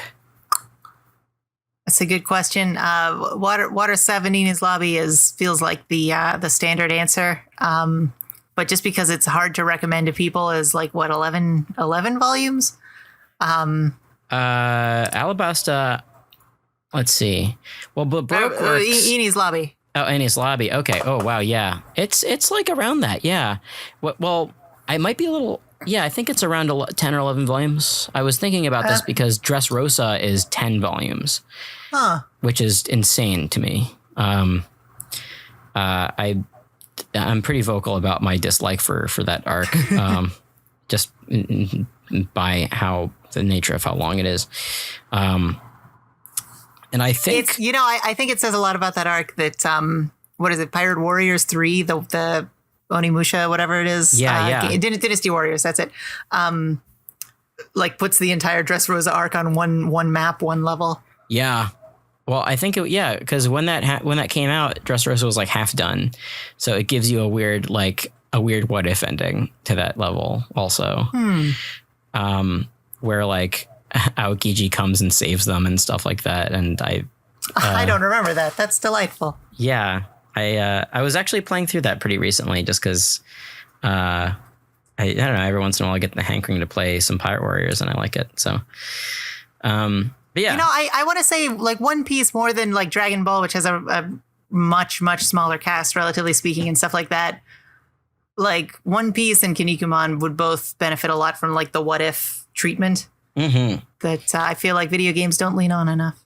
Yeah. Yeah. Maybe Naruto could do that. I don't really follow that franchise, but they got a lot of different ninjas doing different stuff. Have you seen you've seen the ramen commercial, the Nissan Cup ramen commercial? Yes. Yeah. I would watch a whole series based on that just because I don't know. It's very live journal fan RPG. Like it's every live journal fan RPG that I saw in my college years. I'm gonna be the student body president. Yeah, like I was actually part of an RP community on LiveJournal back in the day. Aww. It was a multi-fandom summer camp. Oh, wow. And I think I played Usopp and Frankie, and I was into it for like maybe 6 months or so. This was back then. This was like a common thing. This alternate universe, LiveJournal RPG, and kind of fun. But it's crazy how much that was giving me flashbacks, like to that kind of thing. Is that what the that one meme that's like the coffee shop art student biracial Thomas Jefferson meme? Have you seen that? No. It was like a famous thing. It was like my founding fathers AU, where Thomas Jefferson is. I don't remember what it was like. Thomas Jefferson was like a bigender, multiracial art student who wore like one of those like one shoulder sweaters. Wow. With like bra strap showing, and I don't know. It was. Jeez. But it was Thomas Jefferson. And there was like all this stuff about like, and because Thomas Jefferson is from such and such a place, this character is. Wow. Take that, Hamilton. Oh my, that might have been it. It might have been a Hamilton AU. I don't know. Oh. That might have been it. That makes sense. Everything makes sense now. I don't know this live journal world. Yeah, I haven't. It's been such a long time since I even. I use the Neopets Guild system. Thank you. Oh, well, there you go. Back to Neopets. I feel like, I think anytime anybody so I've been seeing a whole lot of Good Omens fan art on my Twitter feed. And, when I read Good Omens like years ago, I never would have guessed that this would happen. Just by virtue of this Amazon series. Well, I think the problem is you're not horny enough. That's true. I'm an old man now. The horniness has gone away, but I still. When I think I'm not horny enough, I just look at a mermaid and then I go, hui, and then like my eyes turn into little hearts and like my tongue just dangles down and I like float off of the ground and then I turn to stone. Oh wow! No nosebleeds though, huh? No nosebleeds. Yeah. Don't. I'm not a cartoon. Come on. So, Water 7 is a good one. But I think, you mentioned that like, that's not one that you normally recommend just because of how long it is. Yeah. Like if we wanted to cheat, I'd say the whole Baroque Works thing, because then you get Drum Kingdom in there. But like, honestly, I would probably argue for Arlong Park being like the peak of shonen, like Punch Man comics in general. Yes, absolutely. It gets right to the point. It's great. It's good comics. Like it has everything. And it was the first Usopp. I mean, I guess he kind of did it with Kuro, but like his first Like, I can't stand with these people who laugh because they're about to die unless I die or whatever. Yeah. You remember. I do. I always remember. There's not much in One Piece that I don't forget unless it's Dressrosa. And, I can't think of a lot of other arcs that are really willing to do anything like as silly with Luffy as having his head like stretching 1,000,000 feet out for like 10 chapters. Oh my God. I feel like that's the peak that he's gotten in terms of like cartoony physics. It's really crazy, right? Like that's such a serious moment because this entire village's life is on the line and you have people going down, into the depths to try and break the cement that his legs are in. And he's only there because he's really stupid. Yeah, that's the only reason. And he's got like a weird stretchy neck. And God, the marriage of gag and shonen in this comic is such a welcome pairing that that sometimes you forget. Like you forget that it has that balance. You brought up the self-contained stories like Gaimon earlier, and I definitely want to see more of that in One Piece. And I think the Wano arc is definitely a really good arc so far that has a bunch of these stories in there. You got the Komurasaki story, which I think we still have a little bit more to go on that, and this one from last week with Gyuki Maru and Onimaru, the fox. Being able to build a world within a bigger story, I think is one of Oda's strong suits, and I do want to see more self-contained stuff like that. You know what I think my problem is I stopped following forum threads about this sort of around the middle of Whole Cake. Mm-hmm. And so I'll read a chapter and then I won't read like 400 people arguing about like Katakuri or whatever. And so I'm no longer able to remember the names of characters. So I'm very grateful for the Wikipedia being there to remind me like, oh, Yukimaru is okay. Yeah. So we, if it weren't for this podcast, it would be much harder for me to remember, to retain all these names. And I think finally I'm starting to remember them all. The thing about the Wano arc is that all the names are so inherently Japanese that it's a little difficult for me to remember them all, which was a problem that I had with My Hero Academia for a while. Because most of the characters in One Piece, the names are, they're all like Romanized, So it's. I was trying to explain to my. Sorry. No, go. Oh, I was trying to explain to my partner like the joke of everyone in the. Like all of the crew members are like their fake names are just their names with Taro at the end. And I was trying to explain that's like if you said your name was Morgan John to pretend to be like an American person. And she said, well, surely if you just add John to the end of your name, his name would be Luffy John, not Luffy Taro, you idiot. And then she hit me. She didn't hit me. That would be dreadful. It would be dreadful. I'm glad that was merely a joke. I wouldn't call it funny, but it was a joke. Yes. So that's pretty funny actually. About Luffy John. I think it's a great gag that sort of didn't get enough of a reaction. Like usually in this comic, when there's a joke, a character will go, "Ugh," and Robin will make an extremely funny face. Yeah. And I'm kind of worried now that she's done it twice that that's going to be her thing forever. Yeah, that's my fear. Well, I think everybody's been making that face though. That's fair. So I think it's just funny when Robin does it because she is the most composed, serious person on the crew. Man, I want the Straw Hats to visit America so they can do that, and Luffy will be Luffy John and Zoro will be Zoro Dave. Like it's just a whole bunch of Americanized quote unquote names for the Straw Hat crew. Now, here's the question is if his name was Zoro Dave, would they be able to use it without fear of copyright infringement? Probably not, actually. That's a good point. That's dreadful. They should give him this name at this point. He's earned it. Yeah, no, I agree. So do you have an arc that you like the least? we do a rank arcing every couple years, and I'll be honest, Dressrosa, I usually take a huge dump on every time I get the chance, because it took a lot out of me when I was reading it weekly, and when I reread it, it still took a lot out of me. It's not terrible, but there are parts of it that I think when it comes to One Piece and its pacing, I think Dressrosa was like an all-time low for me. I dig it. Yeah, but I also don't. I mean, it's also not super fun to be like, oh well, this arc sucks, because I think, you know, at the very least, a bad One Piece arc is still like pretty decent. Yeah, you know, I really liked. I can never keep straight like what the Baroque Works characters' names are versus their 4Kids dubbed names. What is it? Little Garden.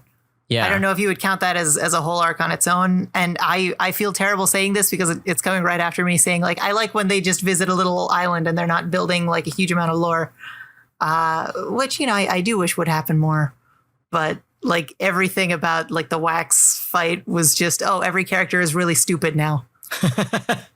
Yeah. None of that arc would happen if anyone involved just had just talked to each other a little. That's fair. I happen to like Little Garden just by virtue of the fights, I guess. I don't know. I just like all of the Baroque Works stuff. So I remember, I think it was one of those arcs where I was very intrigued about it before I even started watching it, where I just saw like pictures and I'm like, whoa, what's this? But yeah, you're right. It's pretty badly written. yeah, it might just be that it's sandwiched between what is it, Whiskey Peak, Cactus Land, and Drum Island. That like it's like I just want to get to Chopper. Come on, just get sick, Nami, die. Yeah, you're right. Actually, it's between one of the greatest Zoro chapters of all time and or episodes even, because that's a great episode in the anime too. And it's also weird because every giant we have is sort of trading on like Dory and Broggy setting them up, but Dory and Broggy end up sort of being the least fun giants they've had, I feel like, and that might just again be me being negative or even just not reading the arc recently enough. Yeah, they're pretty boilerplate. Dory and Broggy. Their bit at the end when they fight the giant sea monster and save the ship, that was nice. Yeah, I do like that. You know, even the worst things in One Piece, there are moments where you're like, oh, that's great. It's worth it. No, exactly. That's the thing that I've come to love about it, really, is that there's never really a bad time with One Piece. So yeah, but both of the Baroque Works people in Little Garden are great. Mr. 3 and whatever her name is, Valentine's Day. Yeah, April Fool's Day. That's it. No, yes. Golden Week. Yeah, Golden Week. I bet it was April Fool's Day on the. It was. Yeah. Yeah. How dare they? Yeah. Double Finger became New Year's, which makes sense because that's what it represents. Miss Merry Christmas became Miss Groundhog's Day, which I think was really funny. There's no reason to change that, really. Excuse me, if she was Miss Merry Christmas, that would mean our Lord Christ exists in the One Piece universe. Doesn't he, though? I mean, you know, why does Mihawk's sword look like that? Exactly. He's the second coming of our Lord and Savior Jesus Christ. You know, there was another man, wasn't there, who died to inspire people to go on a journey? That's right. Who was executed by a corrupt state. Yep. And that set of footprints belonged to old Roger. No, yeah. So the by the way, wild fan theory: Zoro's missing an eye, and we know that Mihawk is a very religious person. So maybe he taught Zoro, you know, if your eye causes you to sin. Yep. And it's better that you take it away. I've already told him this joke once off mic. So that's right. Yeah. And once again, off mic, I gotta remark that fan theory that Zoro lost his eye by drinking too much on Mihawk's Island, slipping on a sword. And that's why Mihawk told him you can't drink anymore until you master hockey. Well, you know the classic joke about the pirate is he's got a peg leg and a hook hand and an eye patch, and he says, I lost me leg. I was fighting a shark and the shark bit it off. And I was at a sword fight and got my hand cut up and I had to just take it off, get a hook. And then someone asked, but Mr. Pirate, what happened to your eye? And the guy said, seagull pooped in it. The guy said, that that doesn't seem like that would make you lose your eye. And the guy said, no, it was my first day with the hook. Yeah. It's the classic joke. Yes. I think I have heard that one. If anyone's going to do it, it's Zoro with all of his swords. It was his first day with the cursed. I don't know. Yeah, I like the idea that he cut off his own eye by accident with the cursed sword, but he keeps it anyway. That would be super funny. Like the only time that sword ever caused him any problems was... It just made him cooler. Yeah, it did. Scars make you cool, as does smoking, which is why Sanji is cool. Sanji, Hina, Smoker, Crocodile, they all are cool because they smoke. You know, I actually, you know, being brought to the series through 4Kids, I've actually been struggling with an addiction to lollipops ever since I saw the show. Well, thanks to Sanji. Yeah, me too. But they're the kind with nicotine in them. Well, right. At least they're healthy. Yeah, at least they're healthy. Well, before we go, where do you want to see the Straw Hats go? Or would you like to see them visit? I want to see them go to the digital world, my friend, and meet my friends, the Digimon. Well, I'm sure there's a fanfic out there if you haven't written it already. Look, I believe that it's completely inarguable that they're going to go into space because we know there's pirates in space. And, you know, why else would no one else be able to reach the One Piece if it isn't in space? I mean, I think that's why they need Frankie. He's going to build a spaceship. I think they're definitely going into space 100%. That's not even going to be a debate. They're definitely going there. But when and how, that's the real question. I kind of hope Eneru is like a cabin boy for the space pirates. But he's just been completely humbled. That would be sweet. That would be really great. His personality has changed 100%. Like just a complete U-turn. Yeah, that'd be pretty great. His god complex has been cured. I wasn't crazy about him when he was in the story, but like in retrospect, I enjoy just the concept of him. Yeah, it's nice to have a mega maniacal villain every once in a while. Just a guy who's just evil. Yeah, I think it's just because there was the one SBS where Oda says like if he was in the regular sea, like the Marines would just beat the snot out of him immediately. Yeah, and that just makes me want to see it someday somehow.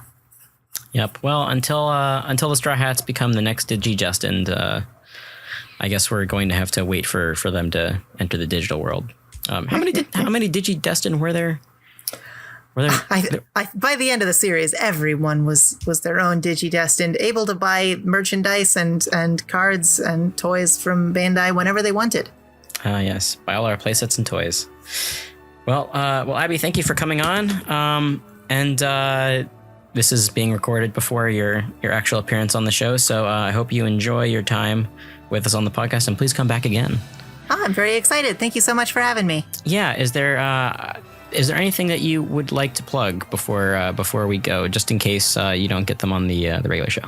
Oh gosh, well, I guess if you go to abbydenton.podbean.com, you'll find my audio sitcom Cyber Cafe, which due to some casting issues has been slow getting the 5th and second to last episode out, but we have now re-recorded everything, so we will be able to finish up the series and get all 6 episodes out soon, and I encourage you to give it a look because I think it's pretty funny.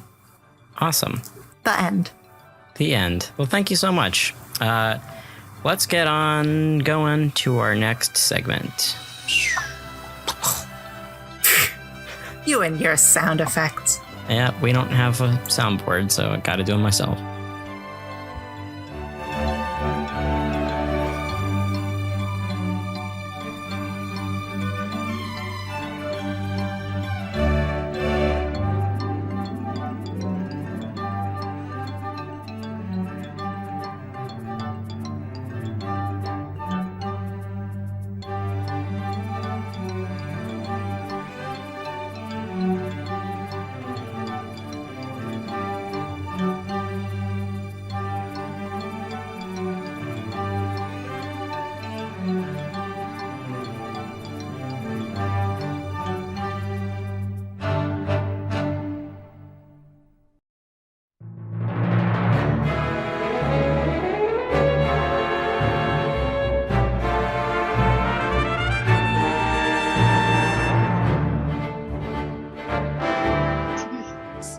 how many times have you read? Oh man, it's hard to say because I know that I've read, like every chapter, probably. Certainly, like, if you go past back before, like I started working on it, I probably read all of those like at least 10 times or so. But I don't do it in order. It's always like I'm looking something up, or I wanted to refresh my memory about this or that thing. So I've, gone back in bits and pieces. Like when we did the read through, that was the first time I had actually gone from start to, close to where we were, at the time, in many years. So, it's kind of hard for me to say, but, it's probably something similar to what Stella said. Ed? I don't know. Between the anime and the manga, it's got to be like probably 10 times. Although there was a lot less content back in the day, Yeah. Steve, how many times have you reread through One Piece? Not as much as I've rewatched it. I guess those could both count. I'd count both of those if you combine them. I never have been like, well, time to go back to episode 1 and watch it all in order again. I've kind of gone back and well, I'll watch this arc, or this DVD set came out, I'll watch this. So I've lost track. It's kind of hard to say. Maybe a few times at least. I mean, I'd echo what Steve said. I have probably read every chapter many, many times, but I have only read it in order, maybe 3, 2. Not many. Especially now with the new Shonen Jump archive, I go back to chapters constantly. And then I'll accidentally find myself reading through an arc. But that's a different, I'm not starting from the beginning, and good on you guys for doing that. To be fair though, it is really fun to read through from the beginning when I have done it. It's just you get very swept up in it, I think. And that could be a problem too, because then you end up binging it. Yeah. It's a lot easier to reread when you know what is going on. You don't have to worry about trying to retain certain details because you know what's going to happen, and you can just kind of breeze through it and get to the good stuff. What's the next question, Stephen? All right. Herper Burler says, a little belated for last week, but some interesting trivia. This is all true. I've read this question already. There is a type of ox demon in Japanese folklore called an Ushi-Oni. The alternate name for the Ushi-Oni is the Gyuki. Last week, we got Lord Ushimaru and his fox Onimaru, who transformed and pretended to be a warrior monk named Gyukimaru. So it all their names all combine. The question is whether or not Kawamatsu was thinking about that when he came up with the name Gyukimaru in that one scene, but it certainly seems appropriate for Onimaru to use that. Yeah, it seems likely then. I didn't know any of that. I mean, Steven, you probably are the only one qualified. Yeah, and I was not on, so. But now you could say it. Mm-hmm. Yes. Thank you, Herper Burler, for clearing that up. Dune Alien says, salutations. I'm not entirely sure if you guys have addressed this before, but since I sincerely don't remember this being mentioned, I was rereading Whole Cake Island and realized that in the page where the chapters of that volume is shown, I think he's talking about the table of contents, there is a Cook's Jolly Roger. I thought maybe it was because it had to do with Sanji, so I downloaded a couple of the past volumes at random, and they all had it. Is this symbol also shown in the original version? Is it only a Kindle thing? I didn't bring any of my physical volumes on the trip, so I can't check if those also have them. Keep up the good work. No, I don't know what he's talking about. In the table of contents? Yeah, or maybe Does he mean the musket at the bottom? Maybe, or is it on the copyright page? I can't. I have to get up out of my seat too. Okay. Don't get up. Don't get up. Oh, I have it in front of me too. I just pulled out a random volume. I pulled out 48, and it's in the upper right hand corner of the table of contents page. Volume 48. Yeah, I was looking at 92, which I think is the most. It's a little Jolly Roger with a cook hat. I think that's a Viz thing because that's the Shonen Japanese Jump one- logo, isn't it? Oh wait, Yeah, I'm there's looking different ones on different pages. On the copyright page, it's Shanks's, and then on the first, like the cover page, it's like the baseball one. Right. Okay, well, that's yeah, I remember definitely seeing the that's baseball Viz one. then, because I'm looking at the Yeah. Japanese ones and they are definitely not there. I don't see that. I think some designer must have come up with that like template way back in the day when they were putting the volumes together, and they must have just been sticking with that. It's interesting. Yeah. I wonder. Yeah, I wonder if 'cause- there's some like whatchamacallit, like red tape they have to go through to have like different graphics in the Oh yeah, volume. I'm looking at this now. Yeah, this is Yeah, it this has is not in the to- Japanese one. So Yeah, so Interesting. on like the first page with like Oda's blurb, it's Luffy's, and then it's Shanks, and then it's baseball, and then it's like a chef one. But it's Mhm. not Sanji's, it's just like, maybe it's a secret code. but I guess, is it the same in every volume? I think it is. I'm looking at I know I've 91 definitely- and it has those. Yeah. Yeah, I know I've definitely seen the baseball one in many volumes, so I think it is. Hmm. Very curious. Was that baseball one the Oda one from? I don't even know. Okay, Yeah, that's I weird. don't remember. I've never noticed that. That's a good find.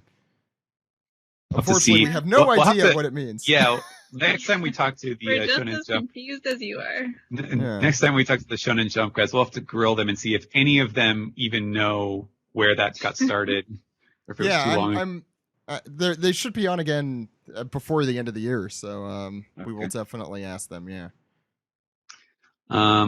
Yeah, I was going to say, Urian would probably be the one most likely to know, but he would also be the one most likely to forget. So Definitely. that'll be I think those are both accurate. Yeah. Yeah. I assume he's been there the longest. Yeah, he was. When did he Didn't he start? edit some volumes? Yeah, he edited some of the old volumes. But yeah, he's been around that company for at least like 15 years, I He think. did the original JoJo releases. I know he was mentioning, and Yeah. the original monthly jumps. We gotta Yeah, ask he him. was he was working on stuff with the magazine, the print magazine. Yeah. All right. Next is from Grim, who says, if you haven't decided on an episode title, my vote goes to Zoro Gets an Enma. Oh. Also, I'm guessing DS Drake is possibly an ally. The Straw Hat Alliance ganked Dofi, who in turn killed Drake's old crew. And though the relationship with his father stunk, did they ever mention if the Barrel Pirates were good to DS Drake? I'm hoping the numbers are the answer to what would happen if a giant ate a smile fruit. Besides all that, I'm stuck over here on the east coast of Florida gearing up for the storm. So to anyone else listening in the same path, please stay safe. Yeah, stay safe. Yeah. I think it looks like it's, well, I don't know. As of the time this is released, who knows what's going to be Yeah. happening. What was I going to say? Oh, Zoro gets an Enma. We got to wait for him to actually get the Enma before we could make that an episode To use title. that, yeah. Yeah. On a completely unrelated note, did I tell you about the mixing Enma? up Okancho Kudasai and Okancho Kudasai in yes. in Japan? Yeah. One means can I please have a check, and the other one means can I please have an enema. So just don't. I forgot I which love is that which. story. Which thanks. So does my wife. My wife. Which one was which? Stephen. So I can know in Oh, the future. you And know. don't lie Okay. to me. No. So Kanjo with a J is that's the check, and Kancho Okay. with a cha is the enema. Perfect. So And that could as be- long as that could be Stephen is either- telling the truth. Yeah, that could be either an actual enema or the one where the little kids poke you with their fingers. Oh God. I'm Yeah. very lucky that did not happen to me. Because they do I'm that. pleased to have no idea what you're talking about. Have you watched Shin-Chan before? It's also Oh, in like the first. finger thing? That's what that is? Yep. Yeah. Oh, no. That's in like the first Yeah. episode of Naruto too. One of them. And I think Greg has mentioned that kids actually do that in Japan. And it's mean. Don't they do think that it's to hilarious. people. Apparently. Yeah, they do think it's hilarious. Kids putting their fingers up places they shouldn't. They when they did the VTuber with Luffy and Usopp's voice actors. They did that too. Oh Oh no. my god. While they were in the character models. They're both. So it was them doing it, and then also Luffy and Usopp doing it. Well, it was worth it's a very important part of Japanese culture. I'll just say you can watch this on the official One Piece YouTube channel, so go back and find that if you want to. Yeah. Professionals. Well, to be fair, Mayumi Tanaka is a consummate professional. I'm assuming she was doing it to Yamaguchi, right? Or no? Was it the? I think so. The other way around seems wrong on a lot more levels. It's wrong either way, but it is slightly less wrong. It's slightly less wrong. Any other questions? All right. From last question on this piece is from Oji-san, who says, I'd like to hear your thoughts on how this arc is structured in regards to time. This is one of the few arcs in One Piece that takes place over several days, so it's not surprising to me that Oda skips around a lot. However, it is disappointing seeing so many things take place off screen, such as how the four emperors decided to be allies, Law versus Hawkins, or how Hitetsu and Zoro are now in the same place but haven't talked about Kitetsu yet. Do you have issues with this as well? Also, how is married life, Zach? It's good. Wow. That got really personal at the end. Yeah. Everything's good. What was I gonna say? Yeah, it is weird that Zoro and Hitetsu have not talked, or we have not seen them talk. I mean, I'm sure they've had some sort of conversation. With Kaido and Big Mom, I just assumed they fought a bunch and then drank, and now they're friends. I don't think we're missing that much there. They probably never stopped drinking. They're drunk right now. Yeah. Yeah. No, they are drunk right now, Ed. It was pretty clear from that spread. And also, not to contradict the point too much here, but I think it normally arcs take place over several days. It's just Dressrosa took place over one day. And that was such a long arc that we kind of conflate, that. But I'm trying to think of other arcs, and I think most of the long ones take place over several days, like Alabasta. Skypiea took several days. Skypiea took a while. I want to challenge you on this, because Dressrosa definitely lasted longer than one day, because Luffy grew that whole mustache, right? When you got a good point, They got really old. Yeah, they did get very old at the beginning. Well, that was at the beginning, and then they got younger as time went on. It's like a Benjamin Button kind of arc. Actually, Whole Cake Island didn't take place over that many days because it was at night. They definitely went. It was 2 or 3 days. They went over day. Yeah. Because didn't they spend like one night in the forest, and there was like it was the next night, I think. Yeah. Yeah, but it was probably less than a week. Oh yeah. Like most of that. Yeah, that arc was probably less than a week. I think they travel from one island to the other when they go from like at the beginning from the Chocolate Island, Cacao Island, whatever it was called. I think that took a few days.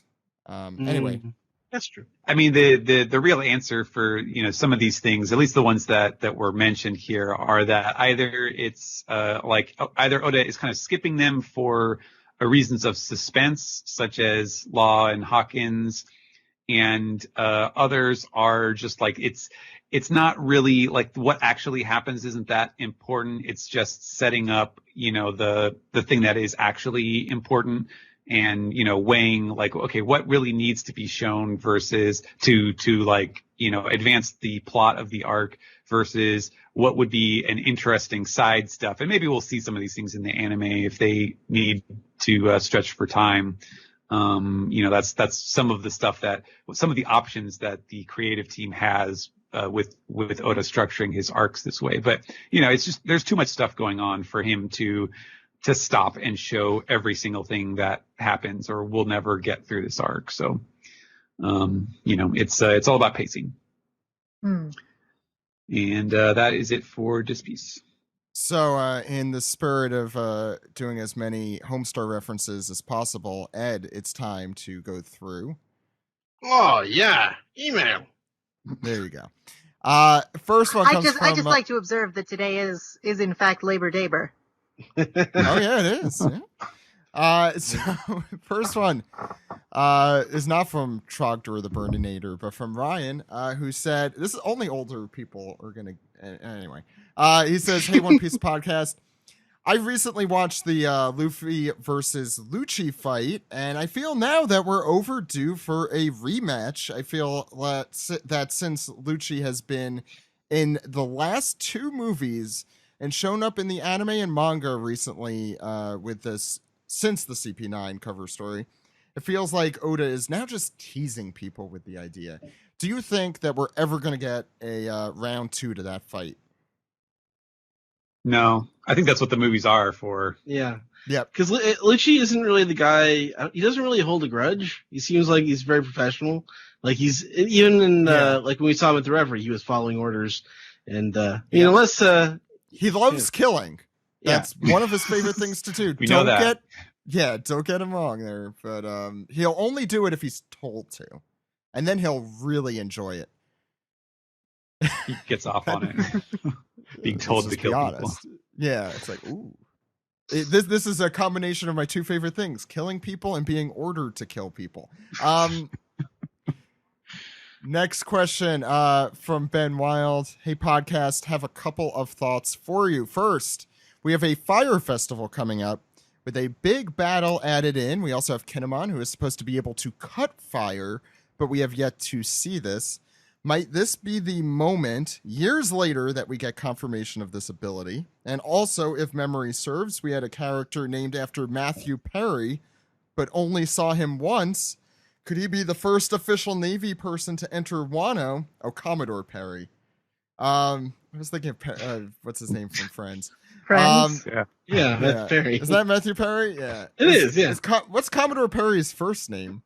Does he have a first name? That's what Oda's going to base his design off of. He's the 4th real life actor. This would be a good chance for Oda to mirror actual history. To be fair, I don't think Oda mirrors like actual historical events like that often, but if ever.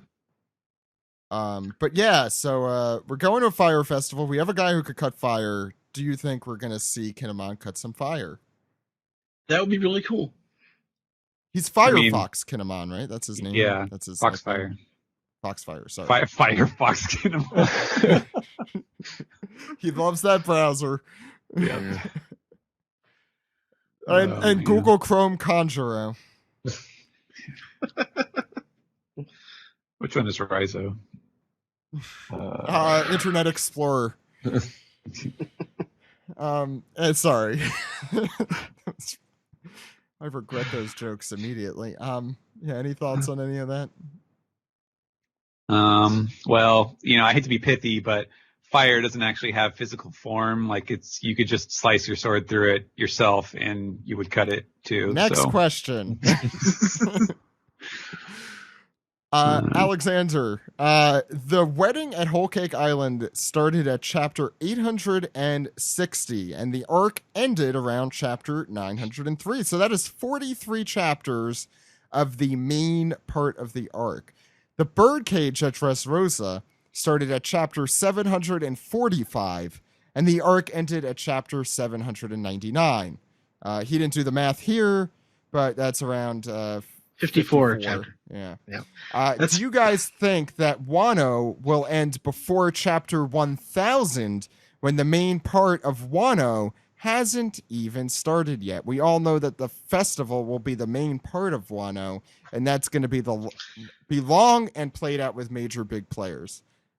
So yeah, that's a good point. Mathematically, we're not gonna leave Wano before chapter 1000. Like in 5 years, chapter 1000 is gonna be like.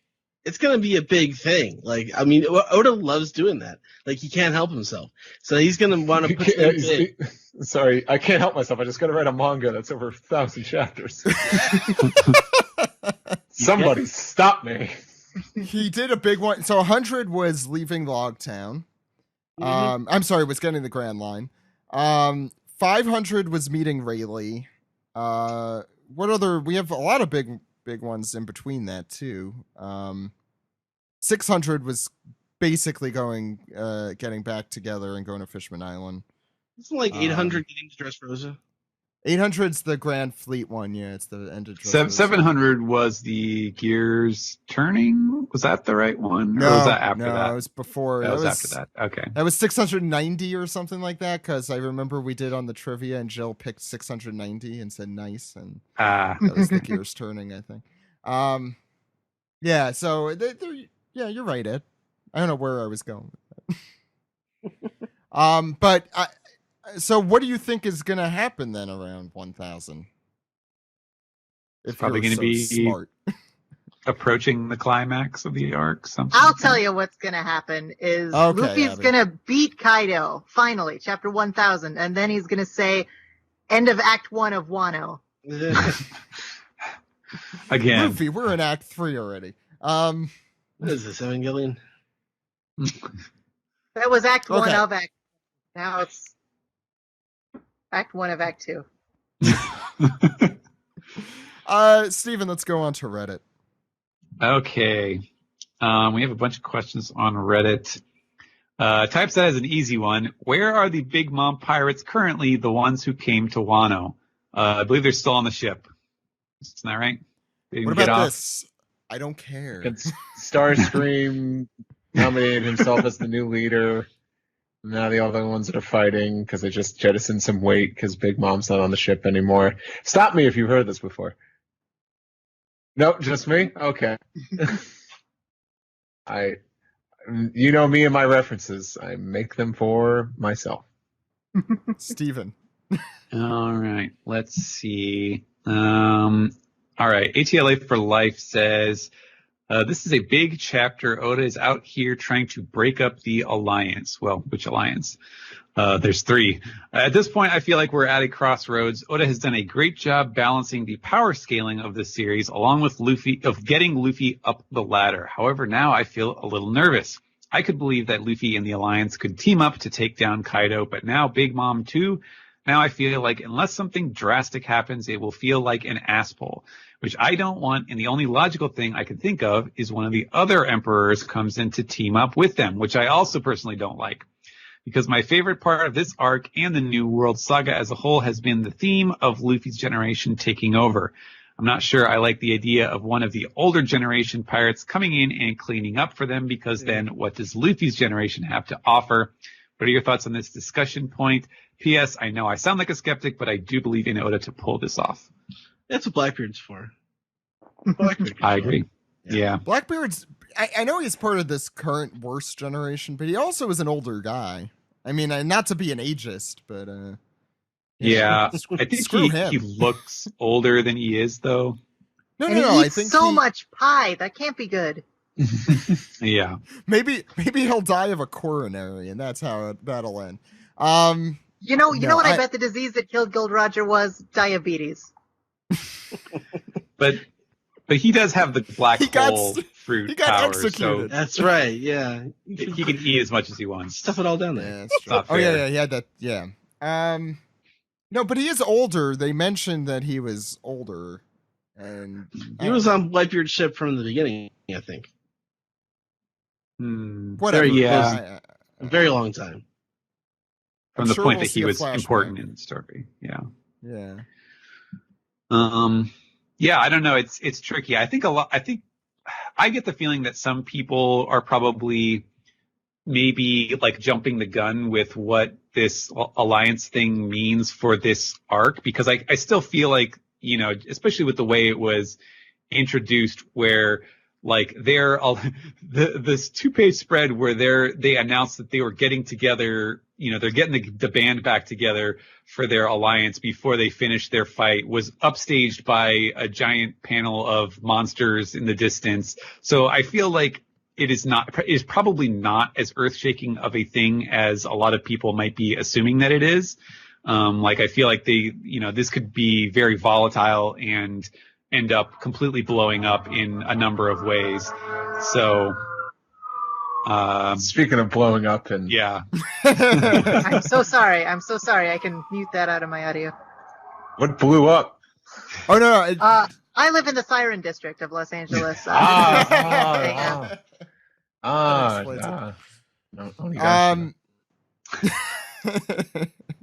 what were we talking about? No, I was gonna say, the Alliance. And I don't remember what the hell I was gonna say. Anyway, go ahead, Stephen. No, I mean, it's just like, they could end up fighting each other, or Big Mom could just like, go get a hunger pang and do something crazy and unpredictable at any moment. I don't feel like this is necessarily Oda saying, okay, guess what? Now the Straw Hats and the Mink Pirate Ninja Samurai Alliance have to also fight all of the Big Mom pirates. I don't necessarily think that that's what we're being set up for, even if it kind of sounds like it at this point. They're just too prone to mood swings and, irrational behavior for this to last all the way through the end of the arc. That's kind of how I feel about it. This is kind of like the enemy of my enemy thing, where okay, you could be allies with someone, but they don't really have your interests at heart at all. They have their own interests at heart, and the second, and she literally says it at the end, or he, that they're literally, once this is all over, I'm just gonna stab you in the back. So yeah, obviously, not the best of alliances. Yeah. Let's see. Try to pick some shorter questions here. All right. So Baker Turtle says, does anybody else think the guy who freed Law was D.S. Drake? Yes, we did talk about that. He was acting pretty suspicious a few chapters ago. Also with Big Mom and Kaido teaming up, do you think this warrants admirals coming to Wano? During episode 565, I asked you guys if you thought it was possible that Law betrayed the Alliance, and everyone said no at the time. 15 chapters later, and with what was said between Hawkins and Law, do you guys still feel the same way? I think Oda's trying to make us think that. Yeah. Whether or not that's the case is different. I'll still be on team. What's the couple name? Lalu. Mink Ninja Pirate Zombie. There you go. I still think that they're on good terms. The Law's definitely peeved, but he's peeved at what's her face? Shinobu, whose name I can never remember. I remember when she said something like Beppo is going to betray us. Right, right. Beppo wouldn't betray anybody. He's a polar bear. He doesn't even know how to betray people. Yeah, that's all I got. Yeah, I agree. I think we're like, Law's general character is to not be like suspicious per se, but to be like brooding and sort of like seem like he's thinking about stuff and you can't tell what he's thinking, but he always ends up, like doing whatever it takes to keep the Alliance going. So, I don't see this. This doesn't seem like if Oda is actually going to have him either betray or just break off from the Straw Hat Pirates, then he's done a really bad job of setting it up. And he doesn't usually have that kind of problem of like ham-fistedly setting up story developments. So I don't think that's what's going on. Bartolomeo says, last week's chapter reminded me of Seymour and Fry. And now the last page of this chapter made me think of Mom and Professor Farnsworth in the Robot Uprising episode, as in two old codgers with a long history together fighting at first and then making up out of nowhere. Has Oda been on a Futurama binge lately? I hope so. That'd be pretty sweet. Yeah, could say that we've been on a Futurama binge at my house the last 2 weeks or so. So I guess it's in the air. Something about Futurama. I don't know what it is. All right. Let's see. Bronze Salamander says, where do you think the numbers stand within Kaido's army? And do you think they're awakened Zoan devil fruit users? Well, they stand tall, clearly. They stand tall. That's a good theory. I like the awakened Zoan. I mean, I assume they're smile related just because everything seems to be. Have we seen awakened Zoan powers? No. Except for Chopper.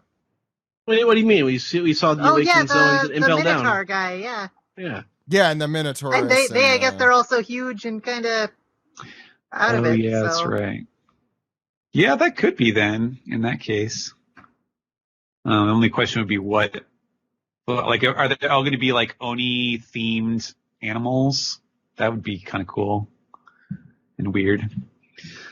Of course, yeah, the greatest Oni-themed anime character is Lum from Urusei Yatsura. Yeah. So I hope she shows up. Just starts electrocuting people. You Let's can't see. say she wouldn't fit in. All right. Foodgasm says appropriately, what do you think Big Mom is drinking when announcing the Pirate Alliance? Well, her cup has got to have Oshiruko in it, because that's what she's been feasting on and jonesing for this whole time, and it is in a bowl, so that is Oshiruko style. Maybe it's alcoholic Oshiruko. She is the ultimate wine mom. She's big wine mom. Big wine mom. Wow. All right. 7477388. I hope that's not your phone number. So how do you think Apu's ranking within the Beast Pirates compares to Drake and who released Law? Well, Drake. I guess Apu's probably the same, right? Could he be one of the... I thought Drake had been there longer. Well, now it seems like Apu could have been there from the beginning since we first met him. Yeah, that's true. Drake went there specifically right before the time skip, so we assume he's been there since then. Yeah. But we don't know how long Apu's been. I would think Drake has the most power of any of them. That's just because he's a dinosaur. Yeah. I don't know if we have a better reason for it other than he's a dinosaur. Can you really beat the power of music? Yes.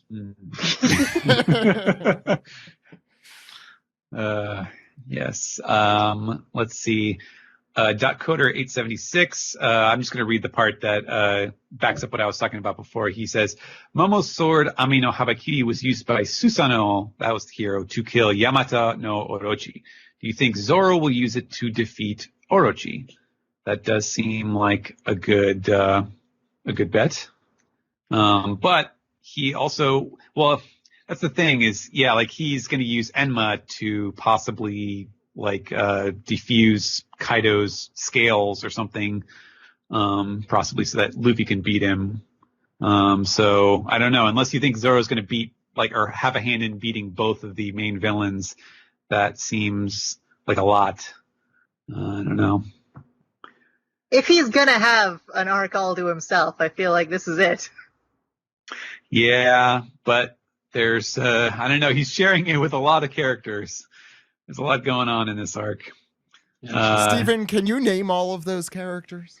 Well, I will segue to the next question by Realpool, who says, I sometimes wonder how much research material Oda had put away for Wano. We keep getting introduced to new characters and character groups in new storylines without a resolution to the older lingering plots. I am keeping a list of unresolved storylines in my head, and I am certain I have completely missed a few. This arc is indeed the culmination of the Four Emperors saga. It's not really just a story about a closed country and its plight. This arc will undoubtedly be the largest story arc in One Piece history. It might even surpass complete serialization of some well-known shonen manga on its own. A lot of One Piece arcs have done that. Yeah. Dressrosa was 100 chapters. I mean, there are many series that never make it that far. Most, I'd go so far to say. So yeah, that's pretty crazy to think about. Yeah.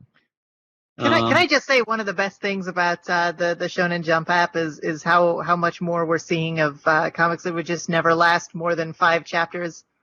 Yeah, that's been my favorite thing, is just like betting on how long a given ridiculous story is going to last. The Ghost Security one that started yesterday, I love it, but there's no way it's going to go more than 11 chapters. But it's delightful. I need to read that. That sounds fun.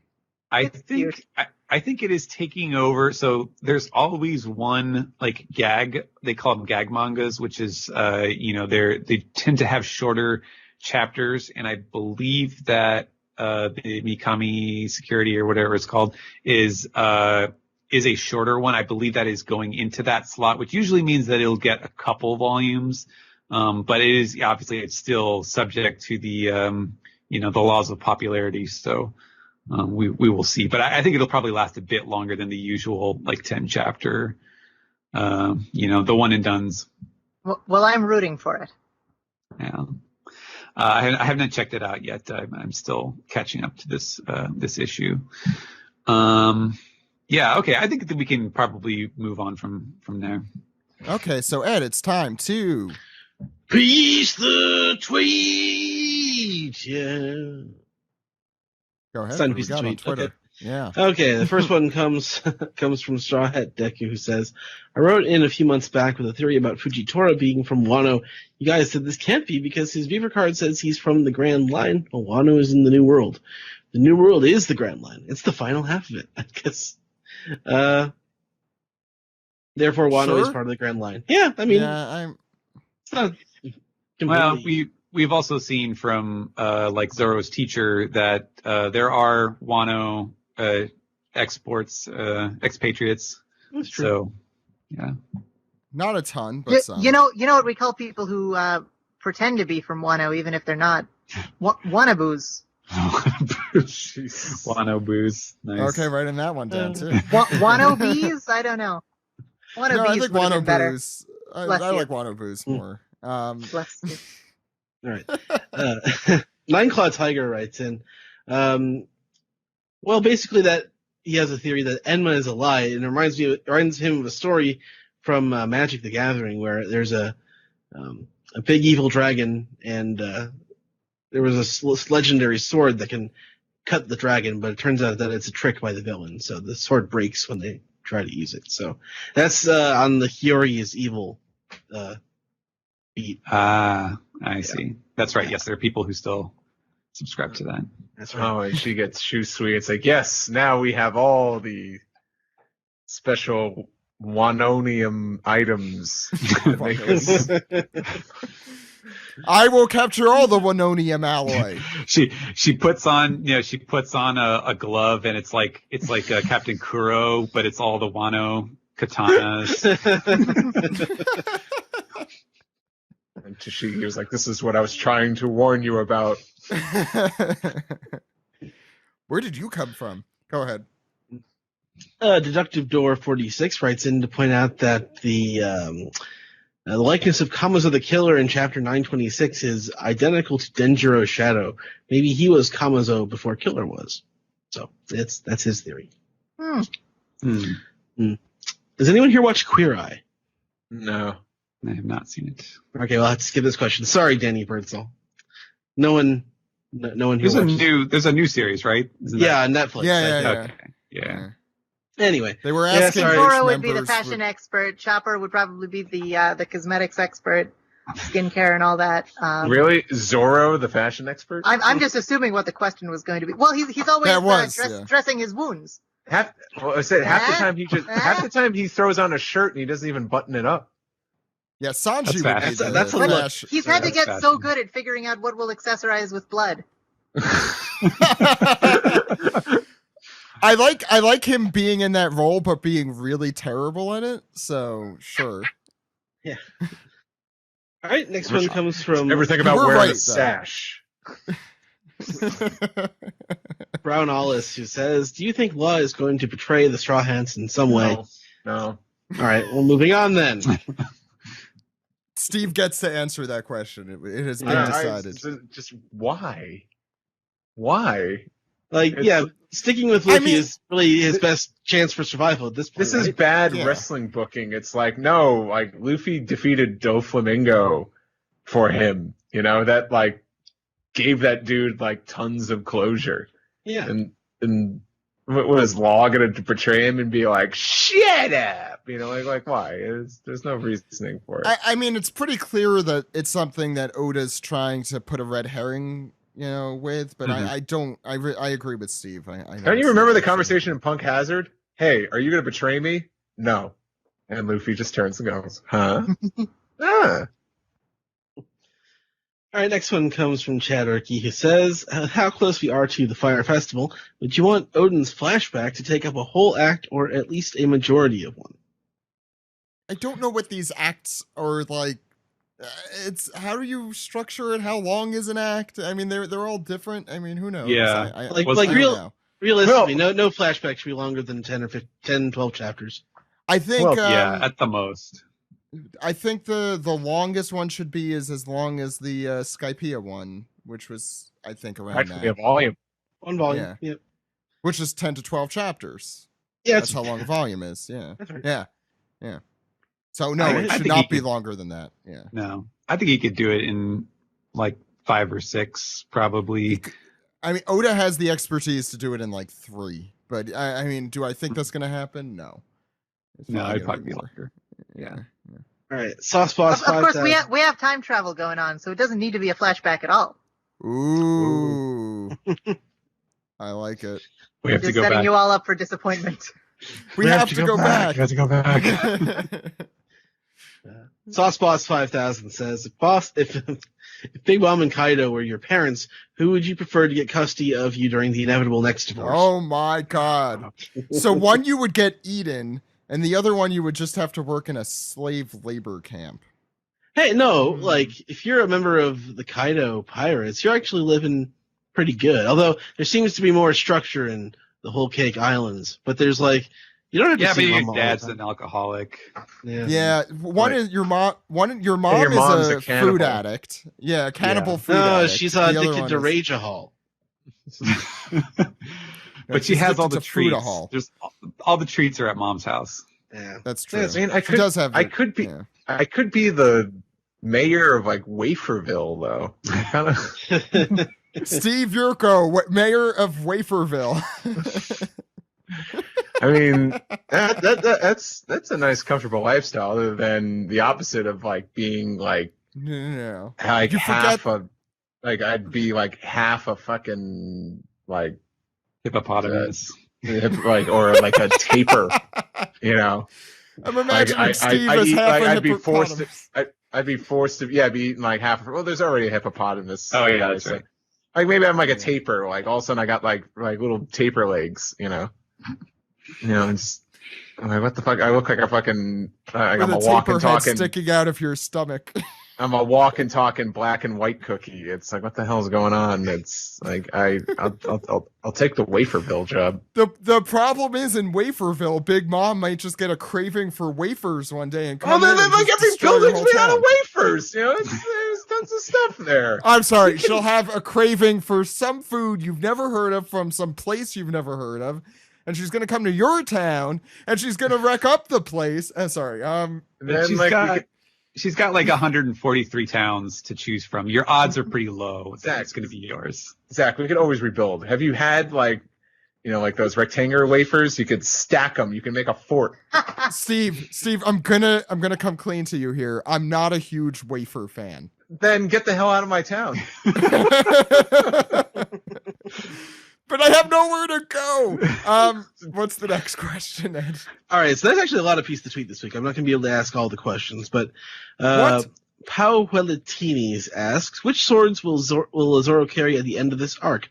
My wish is Wado Ichimonji, because of course, he gets Shusui back by proving himself that he's worth it, and he predicts Sandai Kitetsu gets lost in battle, and he has another sword forged for him, and that becomes his another black sword. So do you think he gets a new sword, or do you think he gets? Well, that's if he doesn't get Enma. I mean, I do like the idea of him getting a new Kitetsu. Where did he get the last Kitetsu? Yeah. Why can't he got it from the guy in Logtown, Zach? Yeah. So That he was could the get first who one. cares at this point? And Does that make it the Nidai- most durable of his swords? No, Wado Ichimonji's had for the longest time. Okay. Yeah, he got that He's from. Oh, always yeah, had yeah, that yeah. one. Yeah. That's actually that that's- one's actually from Wano probably too. Like if it's Probably. going to show up, if he's going to get a Kitetsu, like you got to get the Shodai, the original Kitetsu in this arc. Like I feel like that's a missed opportunity if that doesn't happen. like just with the pattern that Oda is setting up. Yeah, we've had 3 and 2 we've seen. He has Right. 3 and 2 is the one Luffy had. So hopefully we see 1 and it's amazing. Blows our minds. I'm assuming he's getting Enma, but we obviously don't know if Hiyori is secretly evil, or if the sword is secretly evil, or what's secretly evil. Maybe it'll do the job, but it'll break anyways because the strength needed to destroy Kaido's scales is so great. It could be like Samurai Jack. It's like the purpose of the sword. Right. Yeah. See, and now they got to get back to the past. Absolutely. Yeah. Next one comes from Nervous Sprout, who says, petition to rename the ape-man to Snitchman Apu. Snitchman. So can someone please make that petition on change.org? All right, next one comes from our very own Adil, who says, this one's for Steven. In Japanese, does Tama end her sentences in a particular way? It's noticeable in the anime. Yeah, she adds yansu on the end of her sentences. It has, I forget where, like what area of Japan that comes from, but I think in terms of like character writing, it tends to be given to sort of like little quirky, mischievous, kind of plucky little scamps. So that's how it kind of fits into her character. Cause she's not like a pristine pampered little lady. She's like the urchin who has to make it on her own. A bit of a hick. A little bit, yeah. A little bit.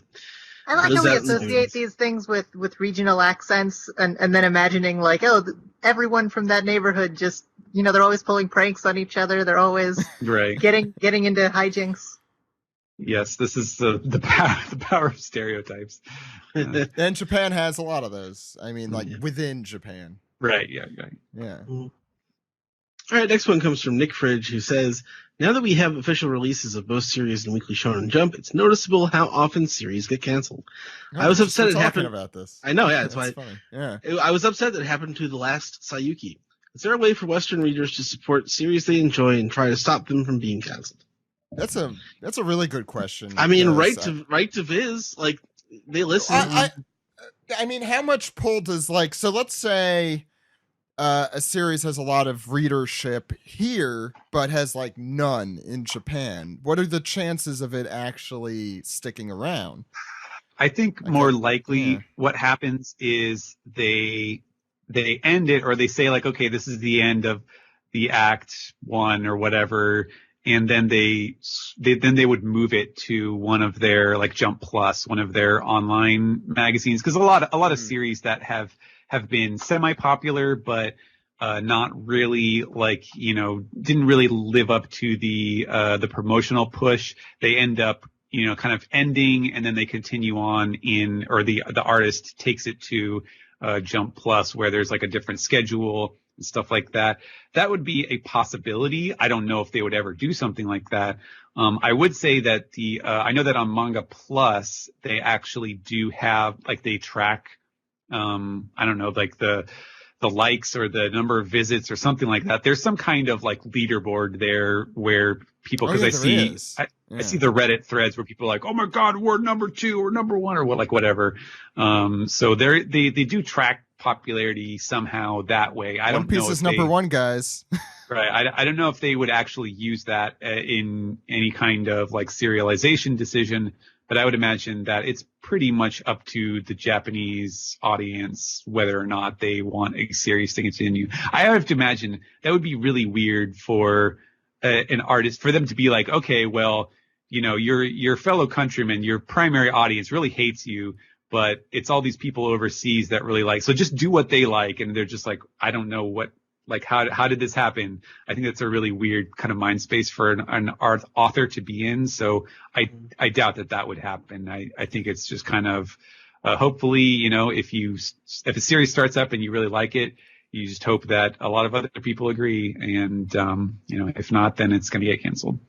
So I'm looking at Manga Plus's rankings. What's interesting, so they're in English and Spanish, for those who don't know. They're free in both of those languages. So if it ranks in both of those languages, it's doubled up. So One Piece in English is number 1. One Piece in Spanish is number 2, and then Dragon Ball Super in English is number 3.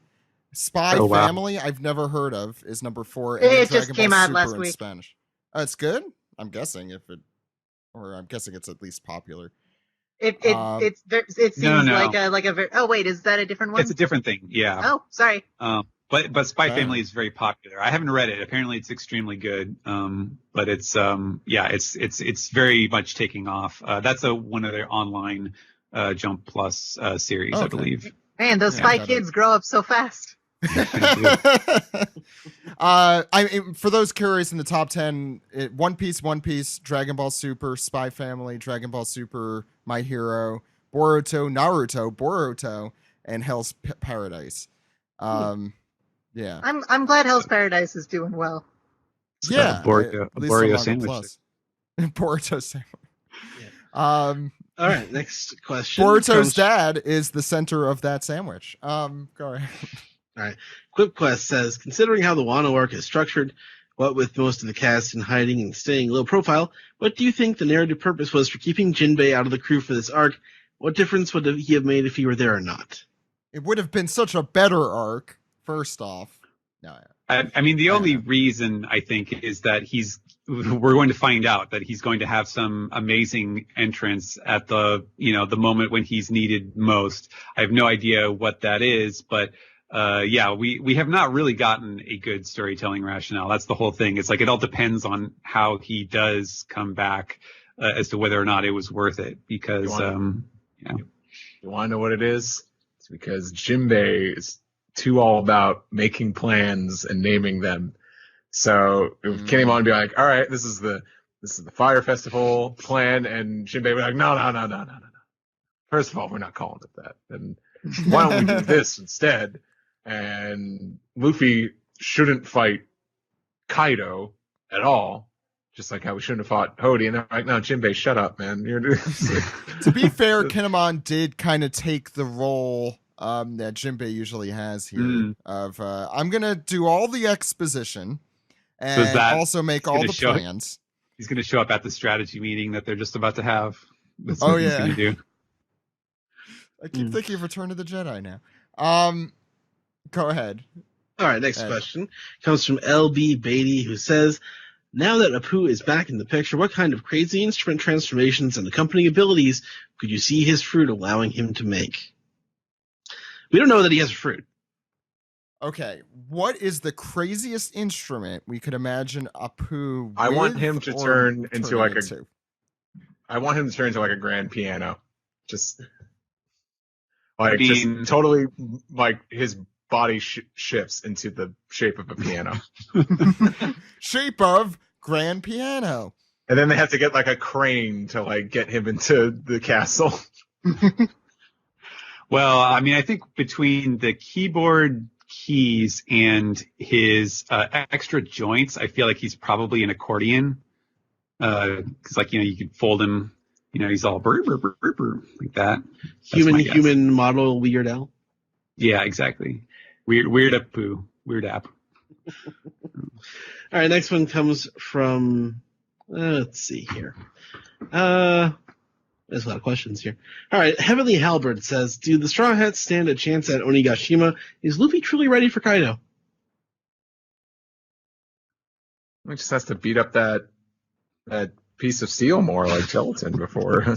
I mean, he looks like he's ready, but he got destroyed last time. So it may not come down to fighting skills. Maybe if he punches the steel in front of Big Mom, she'll be like, "Oh, that's gelatin." Try to eat it, choke. He doesn't even have to fight her. Not a finger lifted. He wins. Just get her to try to eat steel, like gelatin. All right, next one comes from Cyan Victor, who says, we know that Zoro might get the only sword to wound Kaido, Enma. Do you think Zoro will fight Kaido with Luffy as opposed to Luffy and Kid versus Kaido? I mean, we've theorized about Luffy teaming up with people to beat villains before, and that has never ended up happening. So, I don't know. So probably not, based on... Yeah. That's just how Luffy is. He doesn't go for tactics. He sort of punches. I mean, I think it's probably more just that, like, sort of Oda's, I guess, stubbornness as an author, where he's like, if the main character, if the hero needs someone else to help beat the bad guy with him, that it throws off the kind of the roles that they play or something. I could see him arguing something like that against doing that. Chief77 has the last question. Would drunk Kaido gulp Luffy and Luffy would punch him from inside? It would be easier since the skin from inside is softer than outside. Okay, there's already a filler episode about that, so it can't be done. Oh god, that's a horrible filler. That snake wasn't filler. That's true. That's true. That's true. So this is how I said that in teacher's pet voice. I apologize. No, again, necessary on the show. Yeah. That's better than the Ant-Man theories. Going up Thanos' butt. That's right. Hadn't heard that one. I guess that'll do it for Piece Together. That was probably a record length one. Big one. Yeah. People were excited for this chapter. It was an exciting chapter. A lot of exciting stuff happened. Why don't we round off?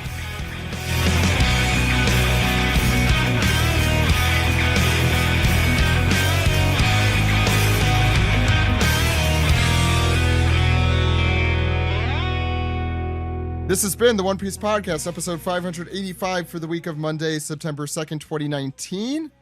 Thank you all for coming on the show this week, and thanks everyone out there for their patience for 24 hours as we belabored the Labor Day thing. Anyway, next week we're going to be back, even though the manga will be off. The plan is right now to have some of the interviews that we have lined up from Ace's voice actor and Sabo's voice actor. So hopefully I could get those together for next week. And then we resume with our regularly scheduled episodes. So that'll be fun.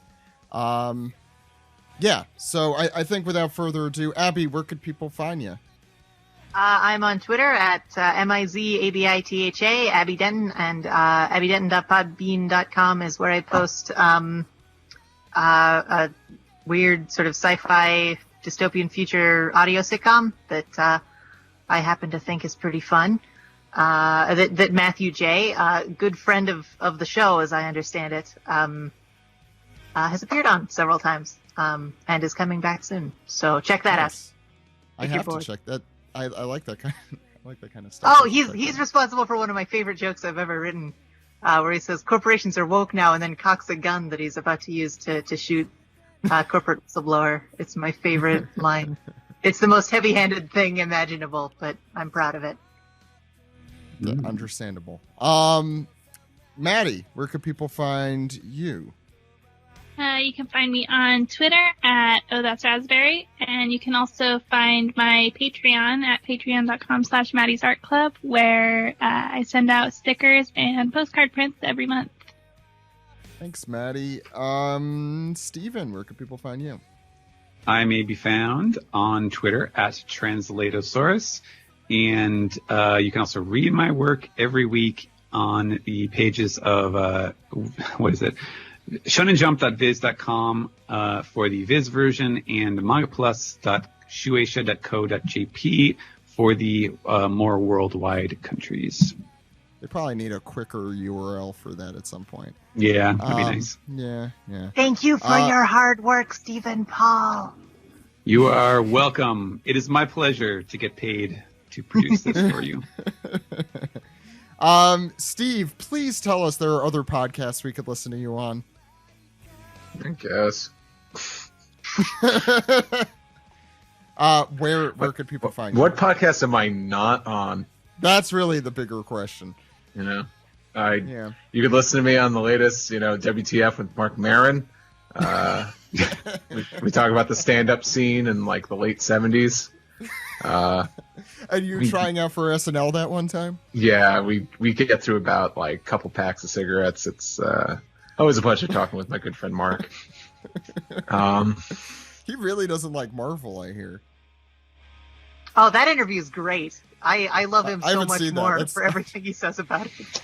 I mean, was he supposed to be was he supposed to be in a Marvel movie? Someone just asked him if he'd seen it, and he was just like, I don't want to. Like, I don't see any of these fucking superhero movies. Even though I'm in the Joker one. That's a little bit different, though. He's not a superhero. I don't give a fuck. This was supposed to be... Yeah, that's my plug. Your plug, yeah. It's like... You could follow me on Twitter and Instagram, of course. It's just my name. And you could listen to me on other podcasts. Of course, I'm on the Deep End with Matt J. Talking about Adult Swim and other adult animated cartoons. I'm on Toon Suite with Doctor talking about wrestling music if you really want to go down that route. And also we have a Patreon there, and we just recently we talked about the Jetsons WWE crossover. What? What indeed? Hey, yeah, it's not as good as the Flintstones WWE crossover. I was gonna say or the Flintstones Scooby Doo. More likely. No, it's the bottom tier. Yeah. Wait, these are all Scooby real? Doo. I think Scooby Doo is the best one. These are all real? Yeah, they're real. But it might not be as good as the other two, but there's plenty of shilling of the WWE product. And also we do a Patreon thing where we just, because every wrestling podcast has to talk about the world of wrestling. So we do that when right before we record our show, we'll just catch up and talk about the world of wrestling, and it just gets more dour and dour the more you listen to it. So subscribe to our Patreon and just see that decline. The key is to stop watching WWE. Yes. It's not even being a jerk. Ed's telling the truth. So you guys are super. So you guys are super passionate and love it, except that you hate it and recommend not to watch it. Yeah, that's wrestling. I love other wrestling. Yes. Yeah, I like the wrestling that I like. Mm-hmm. Anyway, Steve, is there anywhere else people could find you, or is that it? I storyboarded on shows. You did a Yu Yu Hakusho podcast with Doc. Oh, I did, yeah. Oh, because I recorded that. I'm trying to help you with your plugs. Your Hollywood career. Yeah. Asshole. Not me. Yeah. Sorry. Everyone knows podcasting is the future. Just look at all the celebrities doing podcasts now. The New York Times. Like Conan O'Brien. Yeah. All these articles. Doc has an exclusive Yu Yu Hakusho podcast on his Patreon. Called the Poltergeist Report. I recorded it a while ago, but yeah, my episode's finally out, and it's covering the beginning of the Saint Beast arc, and it's cool. We don't try to. He doesn't keep it too long. It's within an hour, and when you have me on, it's just a bunch of silly voices and me remembering lines from a dub I really like. So check that out. What Hollywood shows do you work on? Hollywood. Hollywood Steve Urko is what everyone else calls me. That doesn't live in Waferville. Can I just interject that Hollywood Steve Huey is the actual stage name of one of the performers on my web series? That's not me. He's great, and I love him. But it's not me. He's the yacht rock guy. Oh, That's yeah. been for decades. Hollywood Steve. Hollywood I Steve. I thought you were alluding to that. Sorry. Yeah. My bad. Sorry. I totally forgot about Hollywood Steve. He's great. Yeah. I do shows. Season 3 of Harmon Quest is out now on Verve. If you happen to have Verve, you might, because the whole Crunchyroll connection. Watch Season 3 of Harmon Quest, because I storyboard all the even number episodes of that season. That's an interesting way to organize. Again, I don't know. I'm on Hollywood. There is no Hollywood Zach. Go ahead, Steve, please. You could. I think Steve's done. Gave me 5 minutes. No. I assumed you were going to go on for another 15. Ed, where can people find us? You're Zach_Logan on Twitter. I am Edward E. One Piece. I'm also at Weeb Trailers on Twitter. Check out old anime trailers I post up there. The podcast can be found at OnePiecePodcast.com, Twitter.com, YouTube.com, and Facebook.com/OnePiecePodcast. OnePiecePodcast@gmail.com is our email address. OnePiecePodcast is our Skype name. Please support us at Patreon.com/OnePiecePodcast.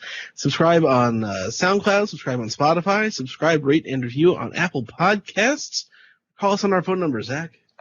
And that phone number is 347-497-MAJI. That phone number again, 347-497-6254. Call anytime. Anytime. With your questions, comments, theories, or reasons why Hawkins was never cool. Thank you all for coming on the show, Abby. It was really fun having you on this week's episode. Next week, as I said, hopefully we'll have interviews from the seiyus for both Ace and Sabo.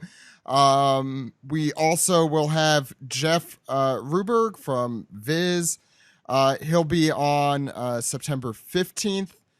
Greg will be on the 22nd of September. And formerly from Funimation, Godswill Ugwa will be joining us on the 29th.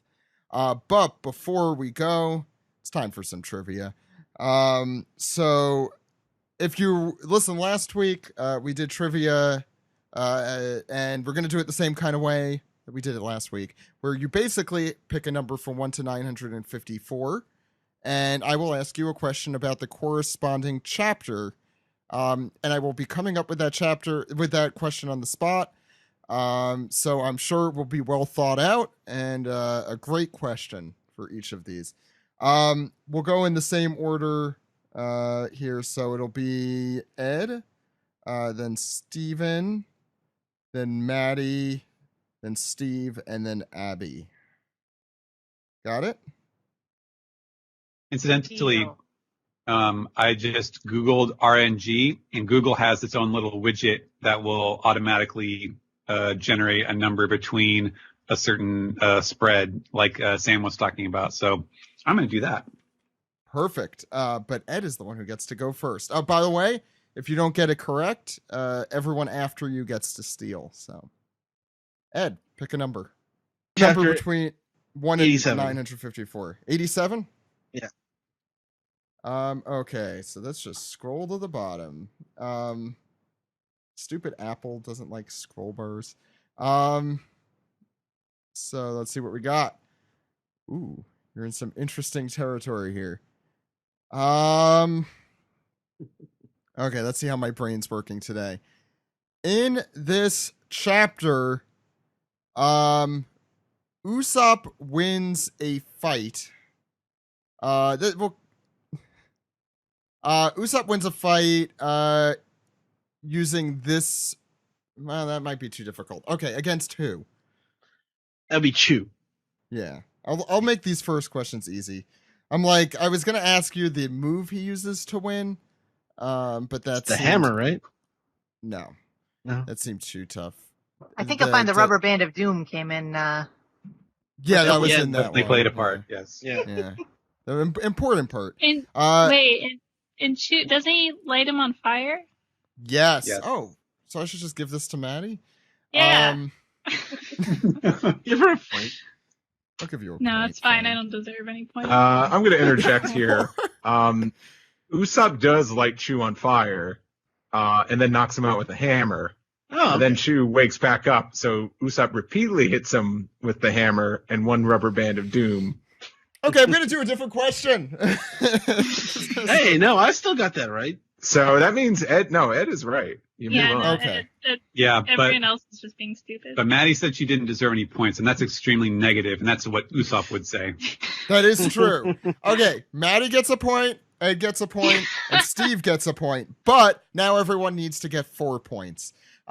So, next question. What? I can make up my own rules. Steven. Mayor of Trivia Town over here. All right. The random number generator says 250. 250. Of course, number 250. Everyone knows that one. Let's see what we got. In this one.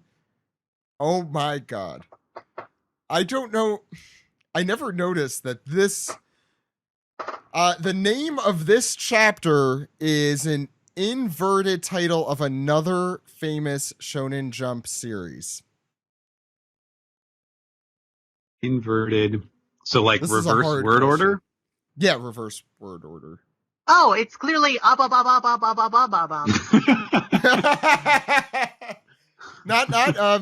inverted like that.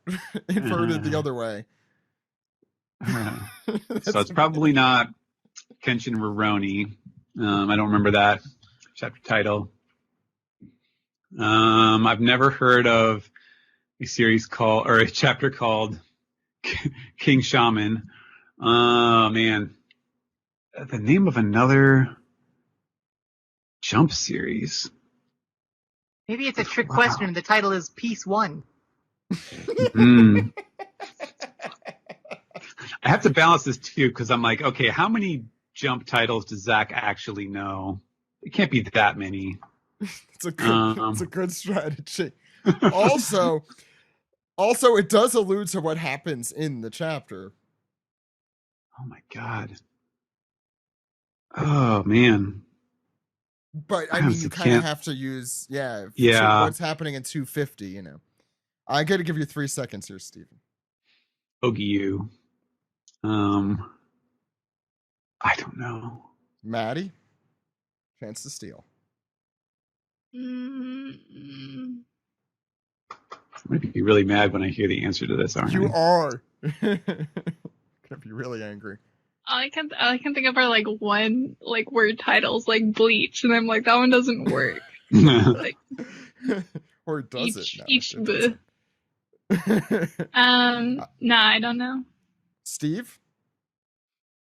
To Naru. Let's see. So what's the chapter number again? 250. Ooh. Okay. Oh God, Ball Dragon. Yep. Oh. Dang it. That's good. Yep. Fucking Nice. story. That's right. That's the best question I've ever asked in this game. That it is. Yeah, that's true. Maddie. Hey, Steven. Yep. Maddie, pick a number. 432. All right, 432. Let's see what we got. Oh, I love this one. That's a big hint right there. Okay. This is a big chapter. Name let's see, 5 major character or character relationships. I'm sorry. Yeah, name 5 out of at least 7 major character or character relationships that are revealed in this big chapter. So either the names of characters that are discussed or kind of alluded to for the very first time, or or revealed their major roles in the world. I know it's kind of a nebulous way to ask this question. Okay, so I'm guessing it's Water 7, I think. So you'll kind of get it when you figure out what chapter this is. It'll make more sense. I'll also give you a hint. We got to, some people might remember this, we did a classic manga recap for this chapter because it is such a big chapter. That doesn't mean anything to me. So wait, so characters or relations between characters? Yeah, so they were either revealed like who they actually were. They got an Oda box basically. Either being reintroduced, even though they've been introduced in the past, or they were disguised, or they were silhouetted. Is it the reveal of like CP9 of all the age? No? Okay. Mm-mm. Sorry, Steve. I don't know. What the hell's the chapter and the question again? Chapter 432. Okay. Question is, and the question is name a bunch of stuff. Just name characters. Name 5 characters that are either introduced, reintroduced, or talked about for the first time, like major players. Basically, name some people in this chapter besides the Straw Hats. That are introduced for the first time. Yeah. Or reintroduced. Or basically just, besides the Straw Hats, name 5 people who appear in this chapter. All right, That's a better way to phrase that. Absalom? No. Abby, you want to give it a shot? Ooh, It's not CP9. The Minotaur. No, I give up. Ed. Let's see. Dragon the Revolutionary, the leader of the Revolutionary Army. Yep. Vice Admiral Garp. Yep. Petty Officer Helmeppo. Chief Petty Officer Kobe. Captain Bogart. Is Bogart in this? I think he is in this. He's in the background. He's with Garp all the time. I'm giving this to you because there was also this some is the other Jack in the major... Box chapter. Yeah. Isn't there it? were also major... Yeah. And the other ones would be where Garp crashes through the building. Yeah, and the 4 emperors are mentioned for the first time in this. I thought it was going to be the one where you see all the Buster Call vice admirals. That's a good one too. We actually you asked me that question last week. Yeah. Yep, I did. Yeah, we actually got that one last week. Yeah. Steve. Pick a chapter, huh? Any chapter. I'll go with chapter 700. 700. Oh, that's a good one. There's a lot of stuff in that one. Gonna kill me. I'm gonna ask this because I don't care. On the cover page for this chapter, Caribou is eating this. Oh, you bastard. I should say he's also holding a box that says in English what he is eating.